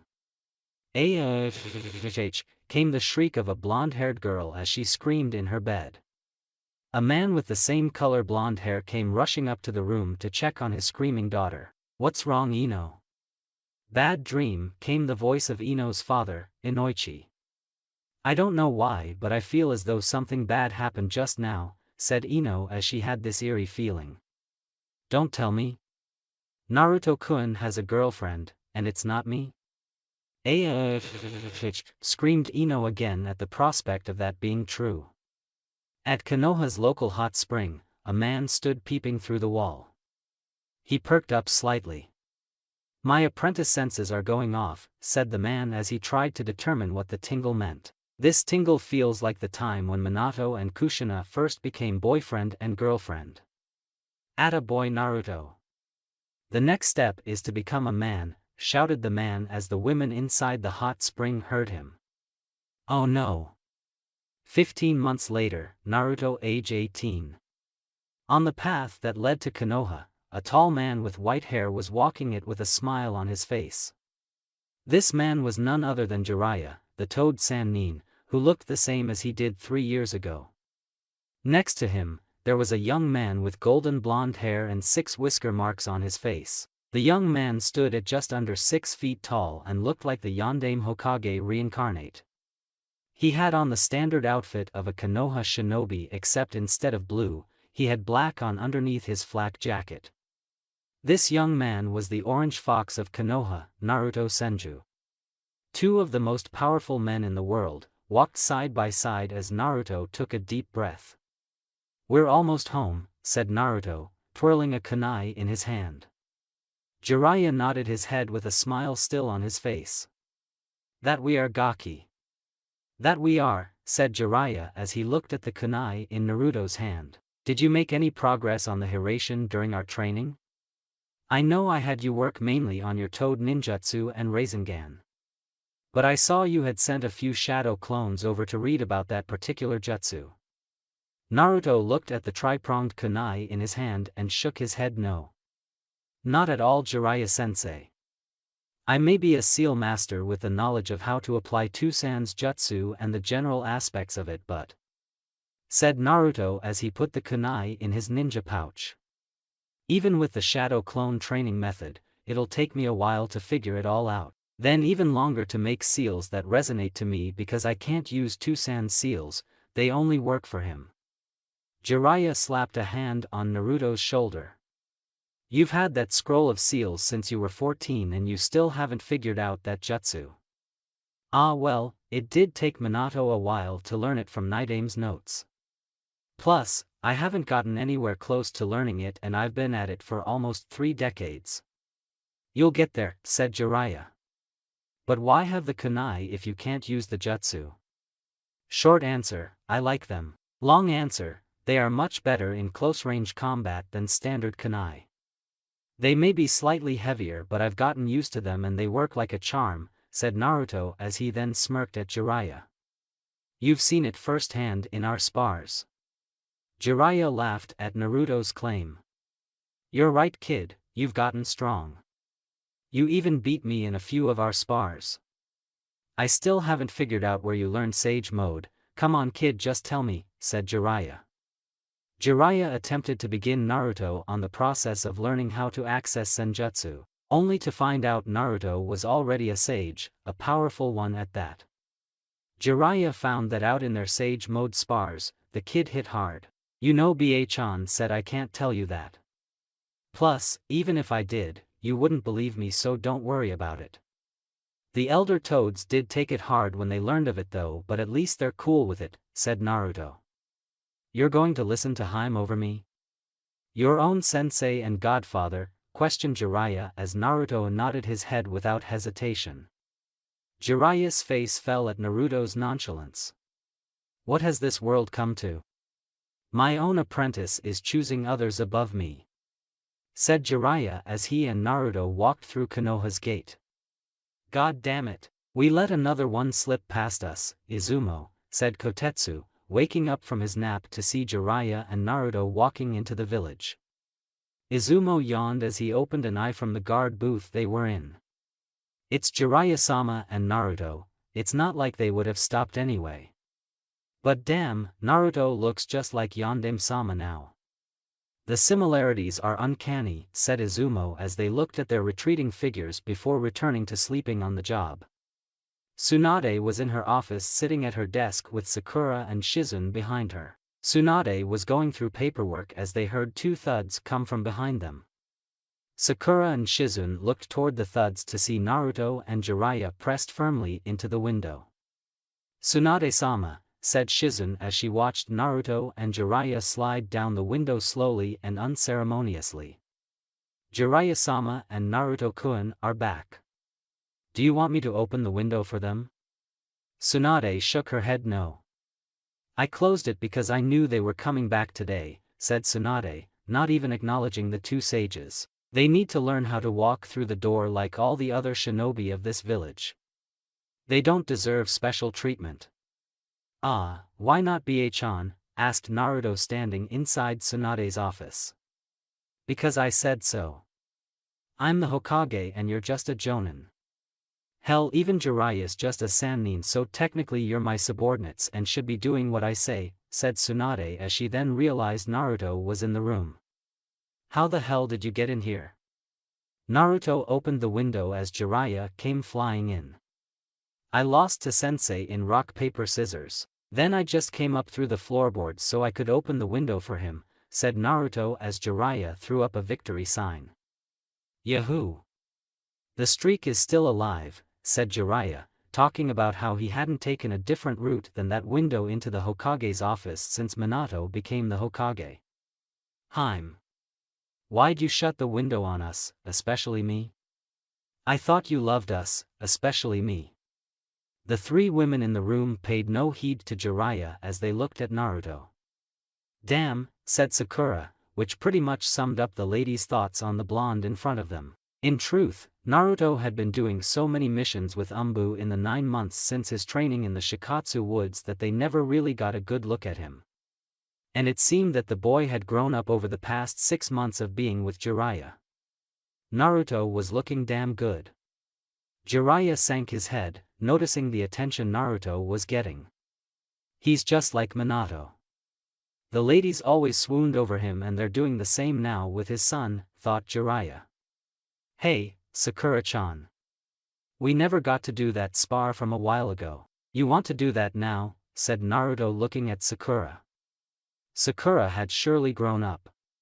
She still had her bright pink hair cut down to shoulder length while sporting a red top with a white circle on the back, tight black shorts, a short pink apron skirt, pink elbow protectors, and a violet mark on her forehead. Sakura was able to acquire Tsunade's jutsu in the past few months and had become a jonin of the leaf along with Naruto. Chunin Exam Stadium. 20 minutes, said Sakura as she left in a swirl of cherry blossom petals, signaling a shunshin. Naruto disappeared in a flicker as he vanished to meet Sakura in the designated location. Wait. You two were supposed to face off against Kakashi, said Shizune as it was too late. They were already gone. Mama. Why not let them go at it, came the voice of Kakashi situated on the outside ledge of the Hokage Tower. Besides, it'll be better this way. We'll be able to see what the two are capable of without them kicking my ass. I may have trained more but Naruto would already be too much to handle. Adding Sakura is overkill. It'll be fine. Ja-ni finished Kakashi as he saluted and disappeared in a puff of smoke to watch his students. Tsunade slammed a sheet of paper down as she stood up preparing to leave as well. Kakashi's right, Shizune, why not see how the two of them have progressed? Lord knows Sakura's gotten better. She's probably better than me now, said Tsunade heading toward the stadium with Shizune in tow. They were definitely going to see the two spar. Jiraiya finished sulking as he looked up to see the room gone. Where did everyone go? Said Jiraiya as he heard a shout outside. Hey everyone, did you hear? Naruto-sama is back, said a random civilian as a few others around him cheered in excitement for Naruto's return. Jiraiya fell back into depression. No one cares that I'm back. What has this world come to, thought Jiraiya alone in the Hokage's office, crying anime tears because his apprentice had taken all the attention. And that's it for the video. I hope you enjoyed it and until next time. Later.